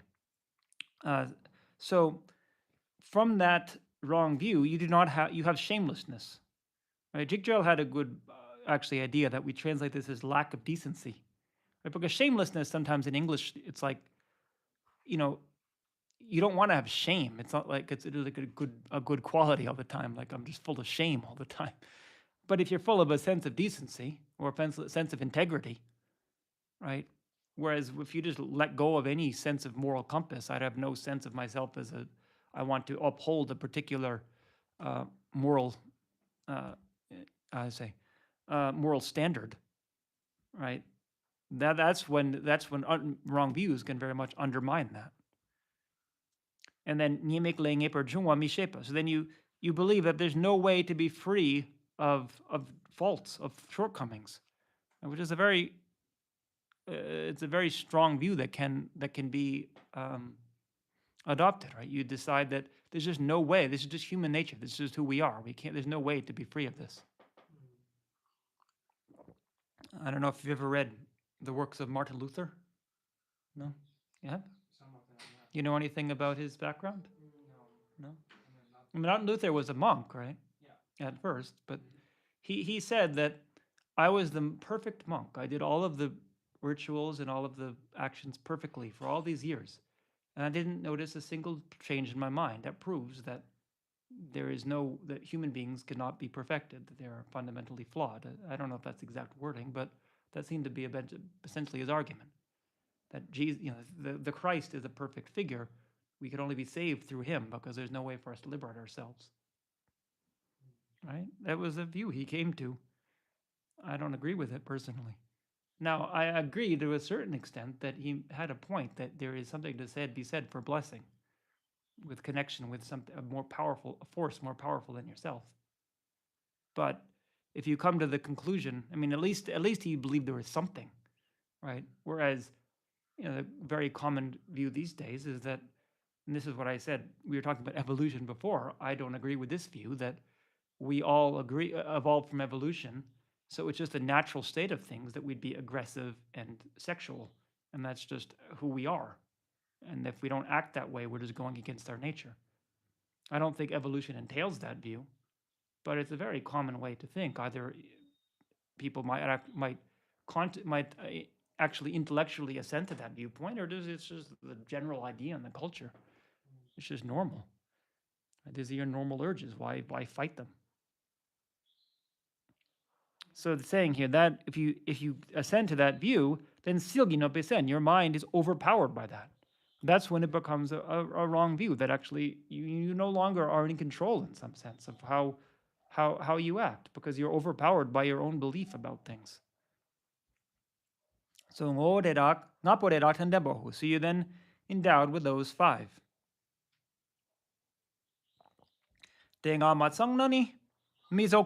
if you don't have those five, then it does not become a complete action. Right? A complete action of adopting a wrong view. So then he says, Tsongkhapa says, Lopar tawa shenyang yu mugi. So there are other wrong views. There are many other we can understand, but de kona lokta she sumpani. So why do we specify these only? D gets a tamche churching. So these cut the root of any virtue. Right? So I talked about this in the previous talks too, that if you're a monastic, if you definitively adopt these views, you lose your monastic vows. Because it said that you cut the root of performing virtue. There's no basis for development when you just strongly believe that this is just. So if if you're a monastic, but you just say, well, there's no way to overcome my sexual desire, it's just who I am, then where's the basis for practicing celibacy, for developing with that? I mean, that's what I just said about Martin Luther. That's why he essentially gave up his monastic vows. He said, this is pointless. Right?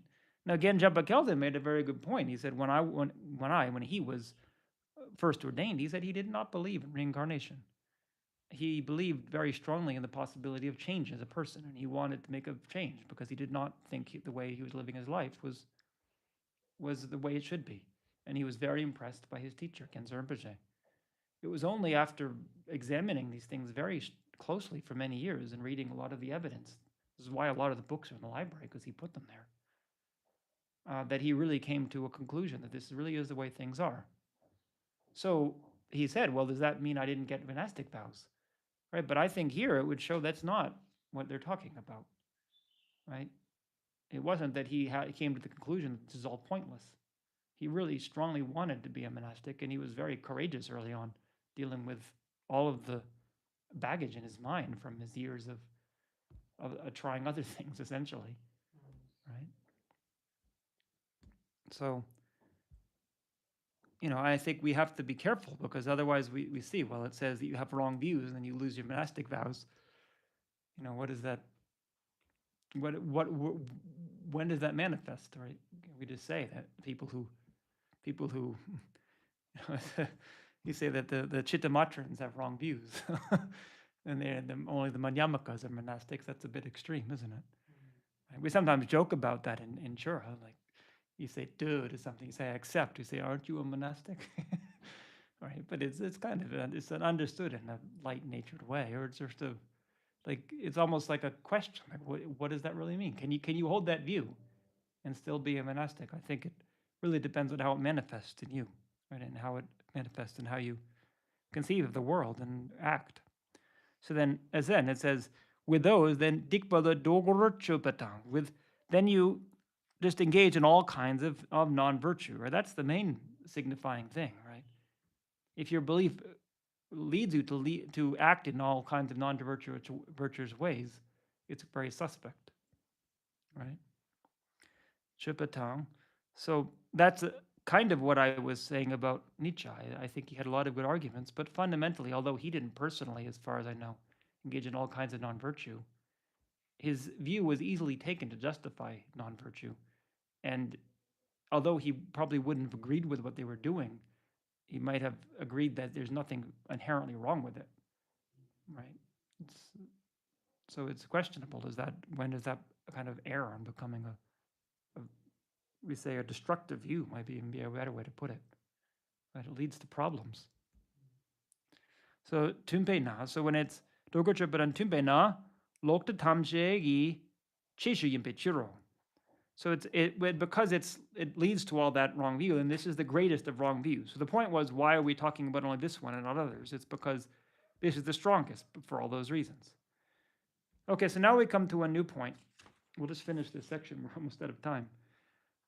So he talks about what of the 10 non-virtues. We talk about what motivates them.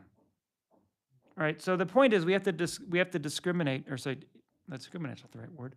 We have to differentiate the causal motivation from the motivation of the time of the action. And those can be very different. Oftentimes they're the same, but sometimes one is virtuous, one is non-virtuous. So it said the example they classically give of a virtuous motivation leading to with a non-virtue in the time of the action, essentially was what we would today call euthanasia. It says the person is acting out of compassion, but the actual motivation to kill is a non-virtuous action. Now, and then you could think about a non-virtue that leads to a virtue, so that you are people who practice generosity, but because it's a kind of pride. That's generally the example they give. That you want people to like you and you want to be famous. You want to be known as a generous person, so you give to charity. So the action is positive, but the underlying motivation could be negative, right? But here it's also talking about, it could be different kind of afflictions. So that's what he's talking about here. Right, so they're both negative, they're both non-virtue. So let's look at it anyway. So we have, first of all, is a class of 3, sokchopa, so killing, siksup, harsh speech, and nusem. So harmful intent. Right, so one of body, one of speech, one of mind. So killing, harsh speech, and a harmful intent.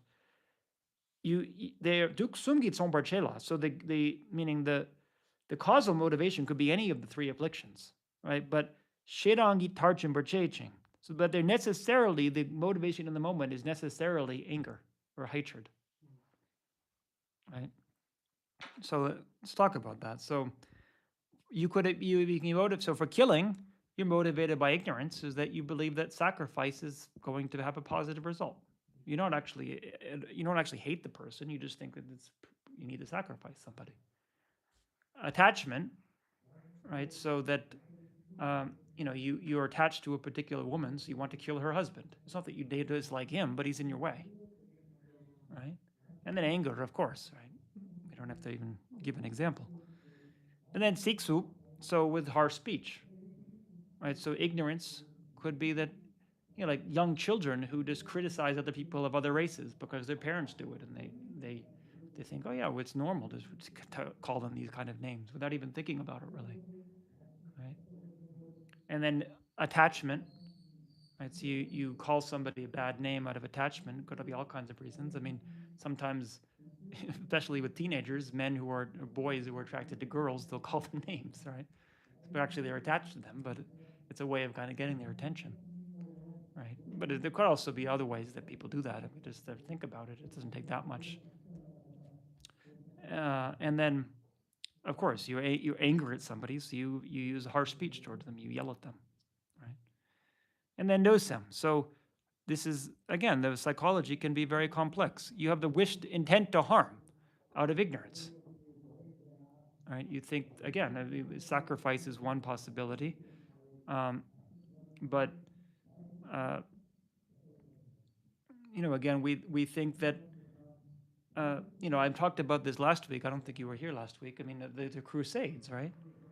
Some of the people who were performing the crusade, the knights, in some sense, they were altruistic. They thought they were doing something very positive. What? Which, the Crusades or the Knights? What word did you? Crusades? Oh, okay. Yeah, No, the Crusades, right? So in the 10th, 11th centuries, the 11th, I think, started in the 11th century. in the name of God. and something Yeah, like that. so that, but the harmful intent, right? The harmful intent is that they just have an animosity towards a particular class of people based on teachings they've received. Because those knights were mostly being instructed to do that by the church, right? Whether they came up with the ideas themselves. And then harmful intent out of desire, right? So somebody, again, it's essentially that somebody is in your way to what you want, so you have a harmful intent towards them, right? Or that think about your views I talked about before, right? You have a particular viewpoint, and so anything that's threatening to that becomes an object of anger. And then harmful intent out of anger. So then manjimpa lempa tang logiam tang napsemni duksumki tsomperchela dochak kone tarjino. So then, so stealing, sexual misconduct, and covetousness. Again, it could be if like the causal motivation could be any of the three, but then at the time it's out of desire. You have to have the wish to take something, right? But you do it out of ignorance, right? You think that it, like for example, you come up with a philosophy that a political ideology essentially that one particular class of people is hoarding all the money, and thereby it's justifiable to steal from them, right? Some people might even argue that that's okay, but to think about it, does it actually solve the problem is part of the question. And then stealing out of a desire, right? Of course, you want something, but then also out of anger, you do it to get back at somebody, you steal something from them. And then sexual misconduct, so out of ignorance, right? You're performing some kind of tantric ritual, thinking this is going to bring me liberation, without really understanding what tantra entails. Then you're doing a non-virtuous action, but the sexual misconduct, but it's out of a belief that this is positive. And then out of desire, of course, and then out of anger, right? I mean, some people rape some people because of anger, not so it's the point is the motivation at the time has to be desire, right? They rape them, they are motivated by desire when they're doing that, but what actually impelled them to go and do that in the first place was strong anger. And then nabsam, so covetousness, right? You strongly want something similar to we talked about harmful intent. I don't have to go through it all, I guess. And then the last one, so zun tang trauma tang zikel, so lying, divisive speech, and idle speech, or just wasteful speech. It could be any of the three for both of them. Right? So there's all kinds of permutations, right? And then I'll leave that for you to think about. I think you can be creative about it. And then lokta, so also the same with the wrong view. So there, the motivator has to be any of the three, but then at the time of it has to be ignorance, right? You adopt the wrong view out of ignorance, right? Which, as I said, is kind of contrary to earlier where we said that you perceive it as true. I don't know. We have to debate about that sometime.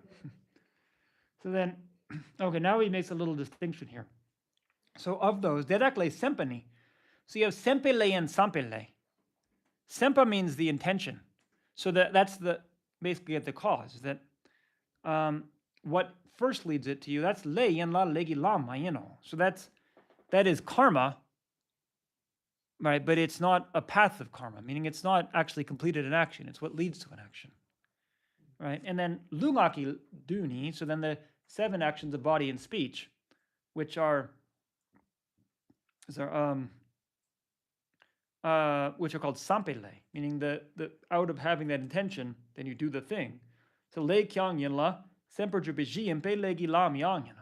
So it's both karma and the basis for action. So it's also a path of action, a path of karma, right?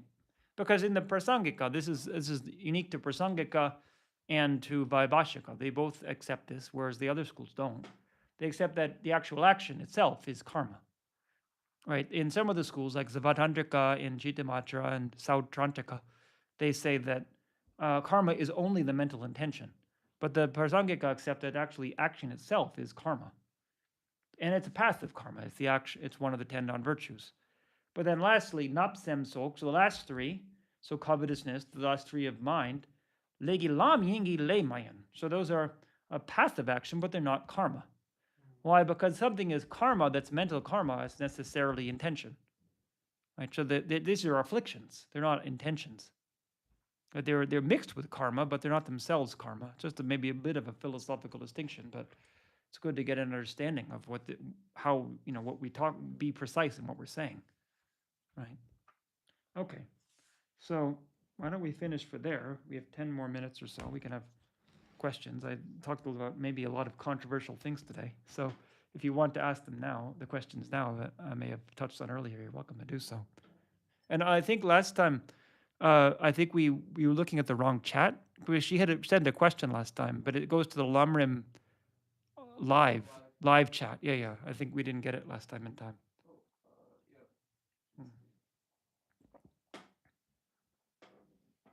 You have anything to say? No? Okay.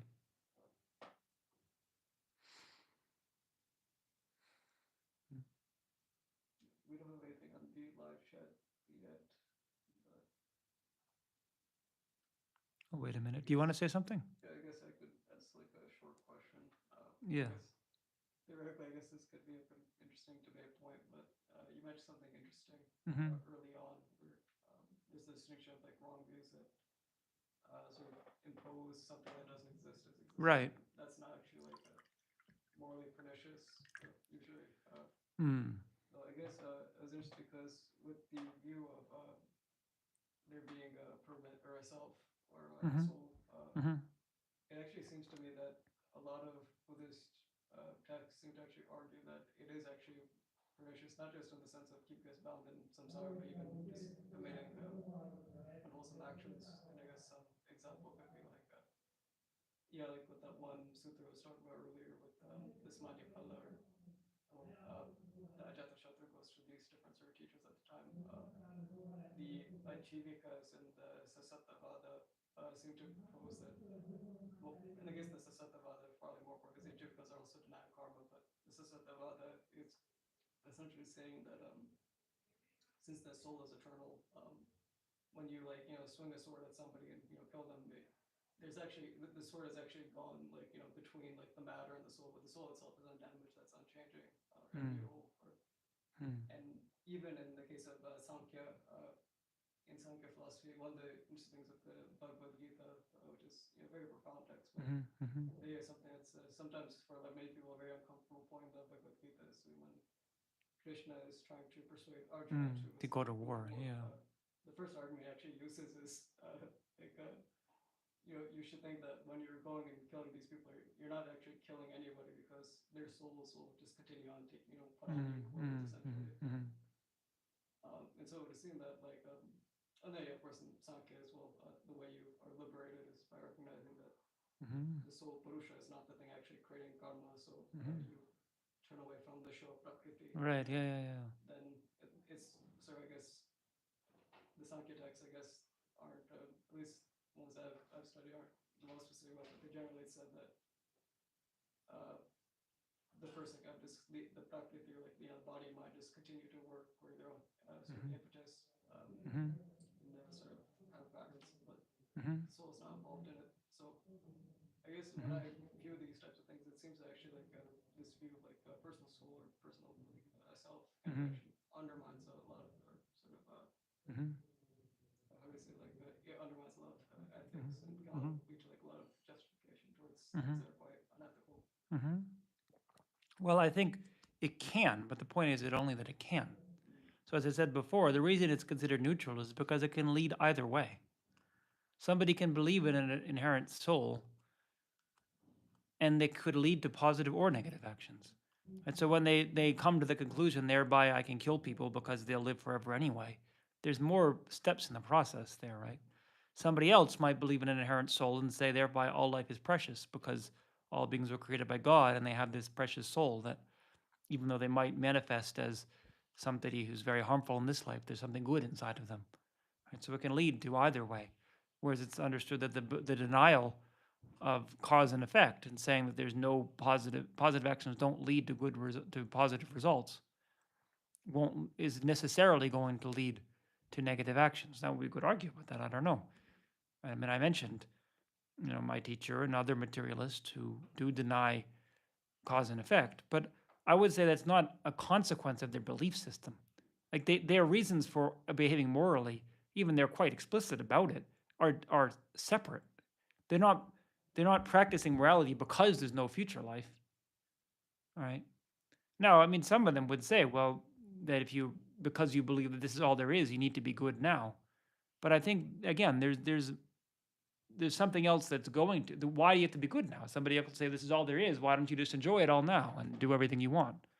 Right. So there's some other reasoning that they're using that is inspiring them to say, I want to practice morality and that there's worthwhile to be a good person, rather than just because there's nothing after death. Right.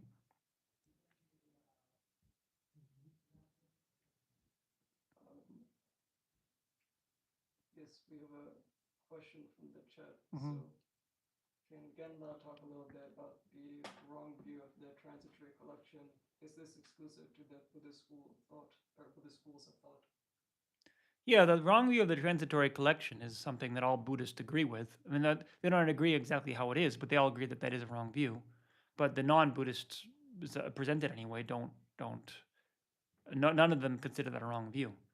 Whether they do or not, I don't. We have to look at that. But in terms of the traditional text, it says that that's a uniquely Buddhist view, right? So the transitory collection being the aggregates, right? So and we should say also we talk about like adherence to an inherent self, right? So it's essentially the same. The grasping at a self of person, as long as it's related to myself. So if I think that you have an inherent self, that's not. It's just the way that's framed is that's not a view of the transitory collection, because the view of the transitory collection has to do with I, right? It's a similar kind of thing, right? So it's that you grasp at transitory and collection are both important terms here. So the aggregates are transitory; they're changing moment to moment. You have your body and your mind and the mental factors and so forth. They're always changing. And then they're also a collection. It's not just one thing. There's a disparate things going on there. There's a whole bunch of different factors. But then we superimpose that there's something stable and substantial there. That's out of accordance. If that thing actually existed in the way that we grasp at it, it would have to be permanent. It would have to be singular. Now, it's not that we grasp it that way. That's a distinction. To think that it is permanent and singular is a philosophical standpoint, philosophical adherence. But if we actually think about how the way that we hold it, it's as if that was the case, right? So it leads to that kind of view. So thinking that, and it's understood anyway, the Buddhist argument is that the other schools of thought are all led to that view, one way or the other. Right? They led to the belief in a kind of Brahman essence with, Atman and Brahman. So there's something that within you that is stable and singular, that's separable from the constantly changing aggregates, or that they're led to a view, of something of the impersonal. That's not like God or something, but still something, some kind of thing that's separable. That's not part of the changing collection. Right. So there's nothing but the changing collection in this view. But even the Prasangika argue that the lower schools fall into wrong views this way, that they still conceive that something among this is essentially the controller, right? So that there's like the mental consciousness. Bhava Viveka actually says that explicitly. He says that the person is the mental consciousness. Whereas Chandrakirti says that shows that you do not understand the Buddha's teachings, because It's not, none of those factors is the self, right? So then Baba Viveka would respond, because he says this very clearly, that if that was not the case, then there's no self, even conventionally. There has to be something conventionally that's the self, right? But Chandrakirti says you're not understanding the teaching on no self. There can still be a self, but a self is a convention, right? It's not findable. That's the whole point. That's what makes something a convention. So I always think that one of the best examples is like a city, right? So we talk about New York City, right? It's a useful convention and it's real in a conventional way, right? If I want to go to New York City, I want to buy a plane ticket to New York City and not Boston. Otherwise, I go to the wrong place. Right? It's conventionally right or wrong, right? But at the same time, if we actually examine what is it, right? There's a bunch of buildings, there's a bunch of people, there's some land. If any of those constituted the city, there's a lot of problems that would ensue. There's all kinds of absurd consequences. You know, if the people were New York City, well, all those people weren't there 100 years ago. Furthermore, if everyone left, we'd still say New York City's there. We'd say everyone's gone. They go and I go back to New York City. That doesn't work. And then if it was the buildings, well, the buildings are also changing, right? If all the buildings were demolished when they rebuilt them, they'd say they rebuilt New York City. They wouldn't say they knocked down New York City and then built a new city. I mean, they might say that in a conventional way, but the point, as an idiom of speech, but the point is they wouldn't change the name just because they built new buildings. It wouldn't necessitate changing the name. He wouldn't say it's a different city. He would just say it's changed a bit. And if it was the land, there's all problems with that too. I mean, the land was there before there was any place there, right? Land boundaries could shift, right? We wouldn't say that it's no longer the city. I mean, like in Boston, for example, in my city, the whole back bay of Boston, right? And back bay sounds like sounds like a place where you'd put a boat, but actually it's a borough of the city, right? Because they filled it in with land.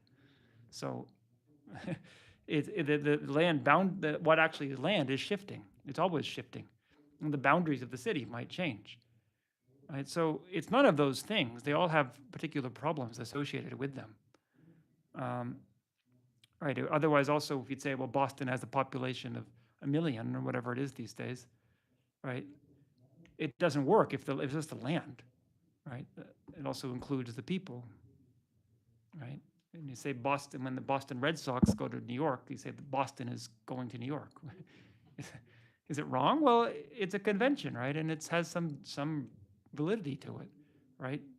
Pittsburgh isn't coming to New York, right? But if we actually examine it, there's nothing there. There's nothing that we can pinpoint. So it's the exact same thing with the self. That's the point here, right? We would tend to think that it is different. There's something more essential here. It doesn't mean that there's nothing beyond the body, but it means that there are different components, none of which exist in the way that we conceive of it. Or, although most people don't think there's some kind of thing called New York apart from all of those things I mentioned. Usually when it comes to our mind, it appears in a solid way. Right? We could actually get very attached, maybe in New York, yes, but even more so to our country. Right? We get all kinds of ideas about how my country is the best, even though when you think about it, what is it? What are you talking about? Right?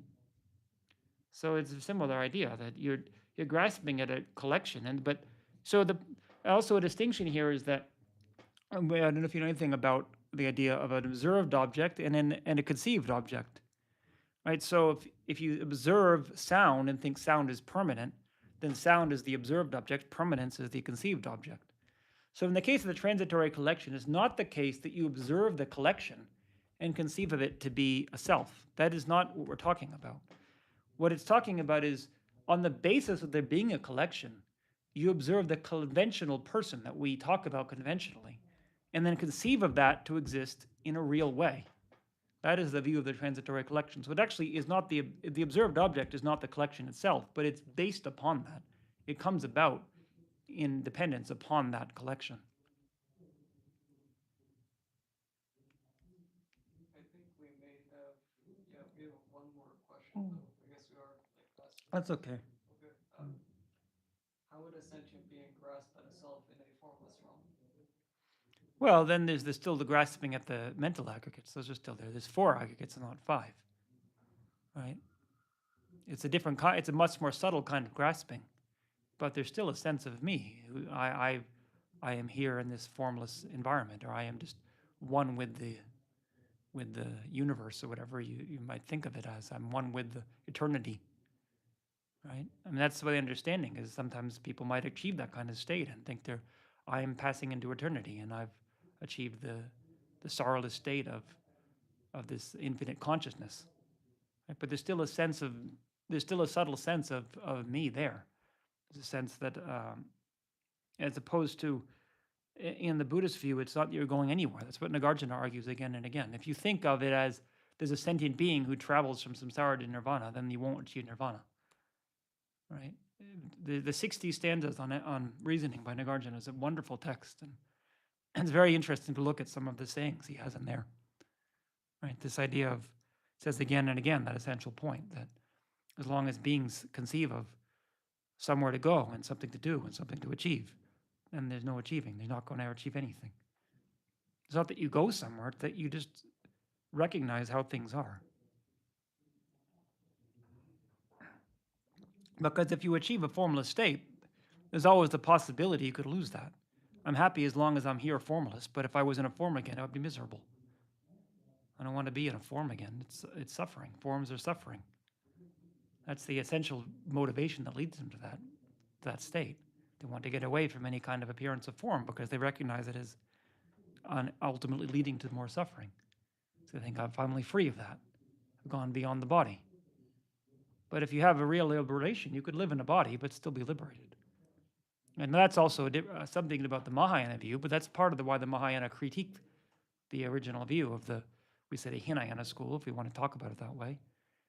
This idea that you go from remainder of having the physical body to remainderless nirvana. And they say it's still a subtle grasping at a self going somewhere.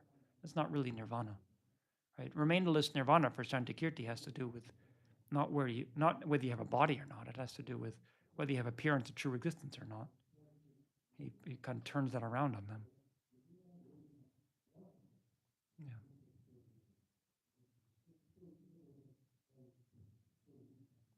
Okay. Anything else? No? Okay.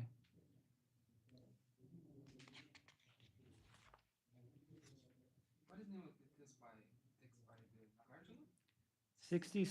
60 stanzas on reasoning.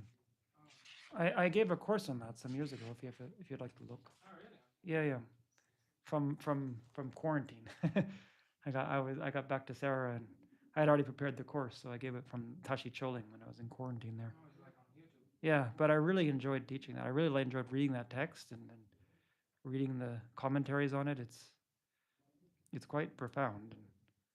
I mean, we don't study it directly here, although we will study it once we start the Ladramba class next year. But we'd read quotations from it occasionally, but it's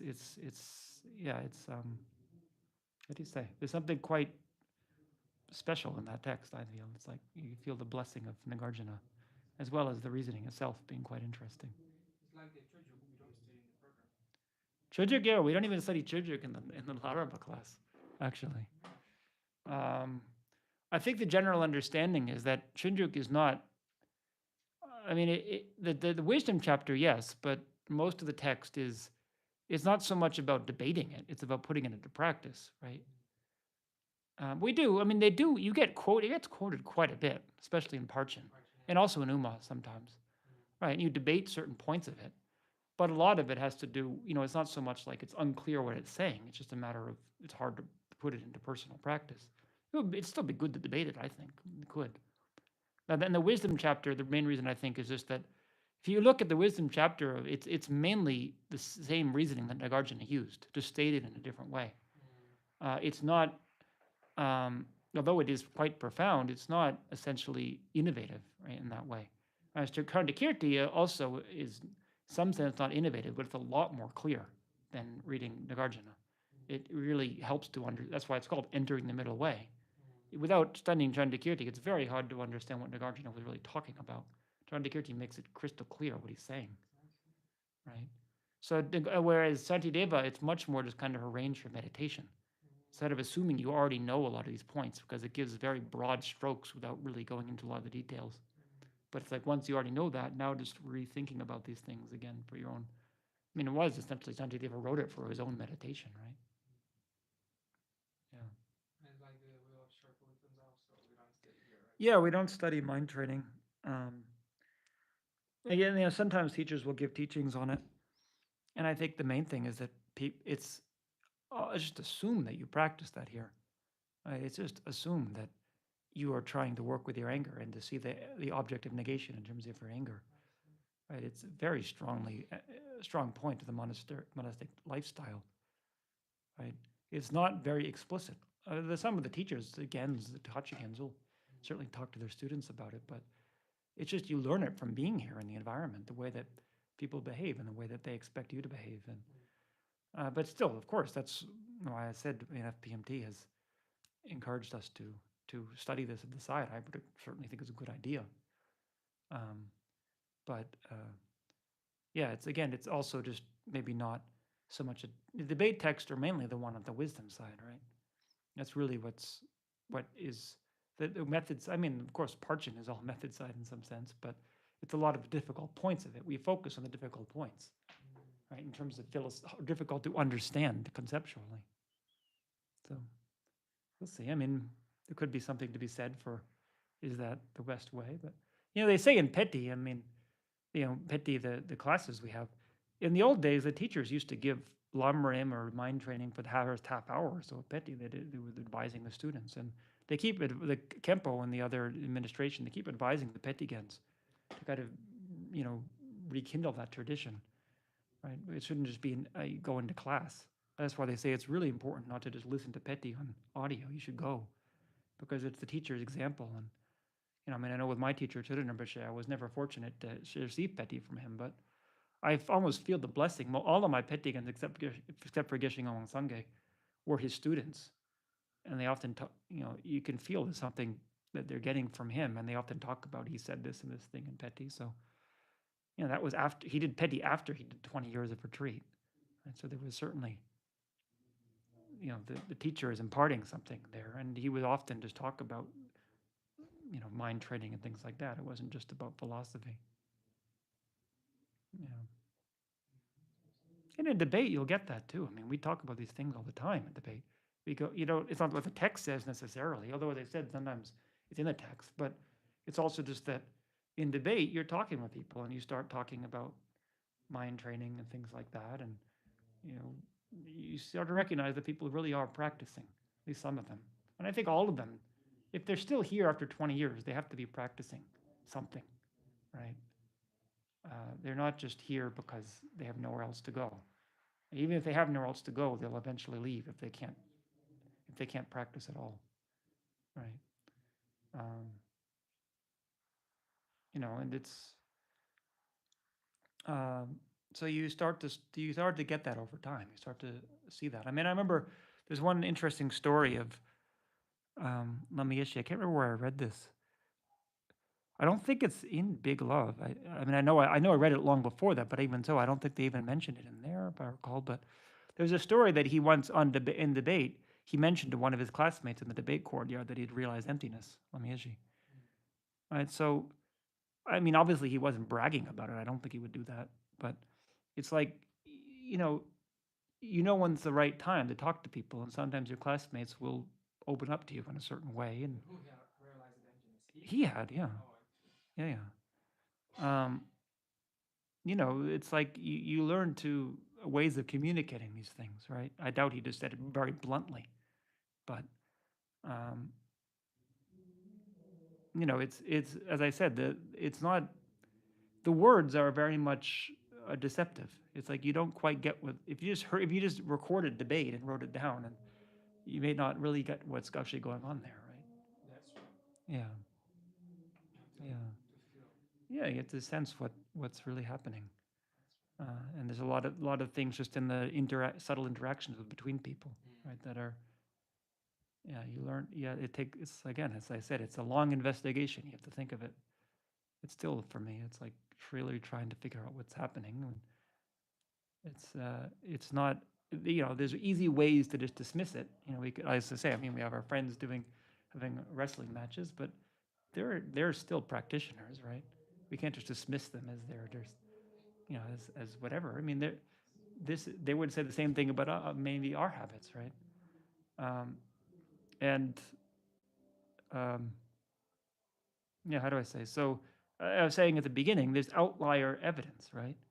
It doesn't fit into that box. You might want to dismiss it into that box, into a particular box, but it doesn't fit that. It's very hard to put it into a box, and so it requires you. What's the word? Who was it that said this? Yeah, there was a famous scientist who made this statement. It was like in old times, like 200 years ago or so. It's like, let us not, what is it?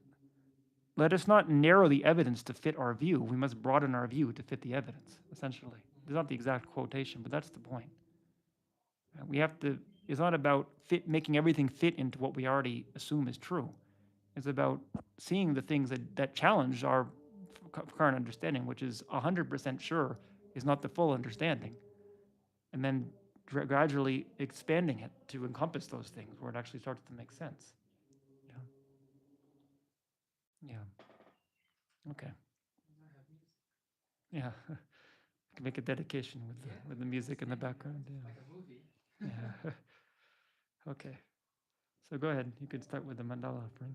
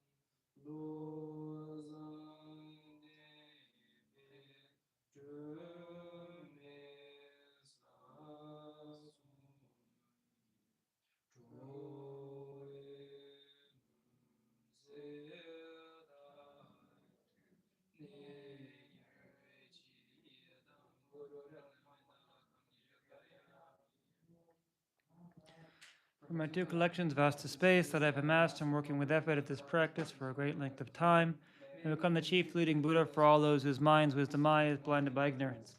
But if I do not reach the state, may I be held in your loving compassion for all my lives, Manjushri.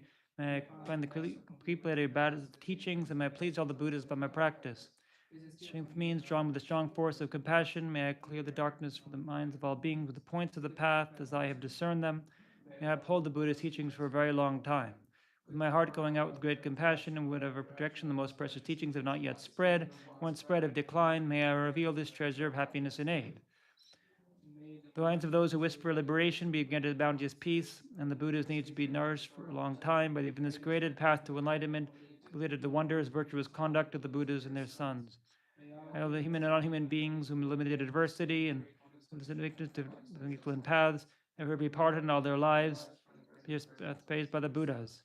Whenever someone makes effort to act in accordance with the tenfold Mahayana virtuous practices, may he always be assisted by the mighty ones, and the oceans of prosperity spread everywhere.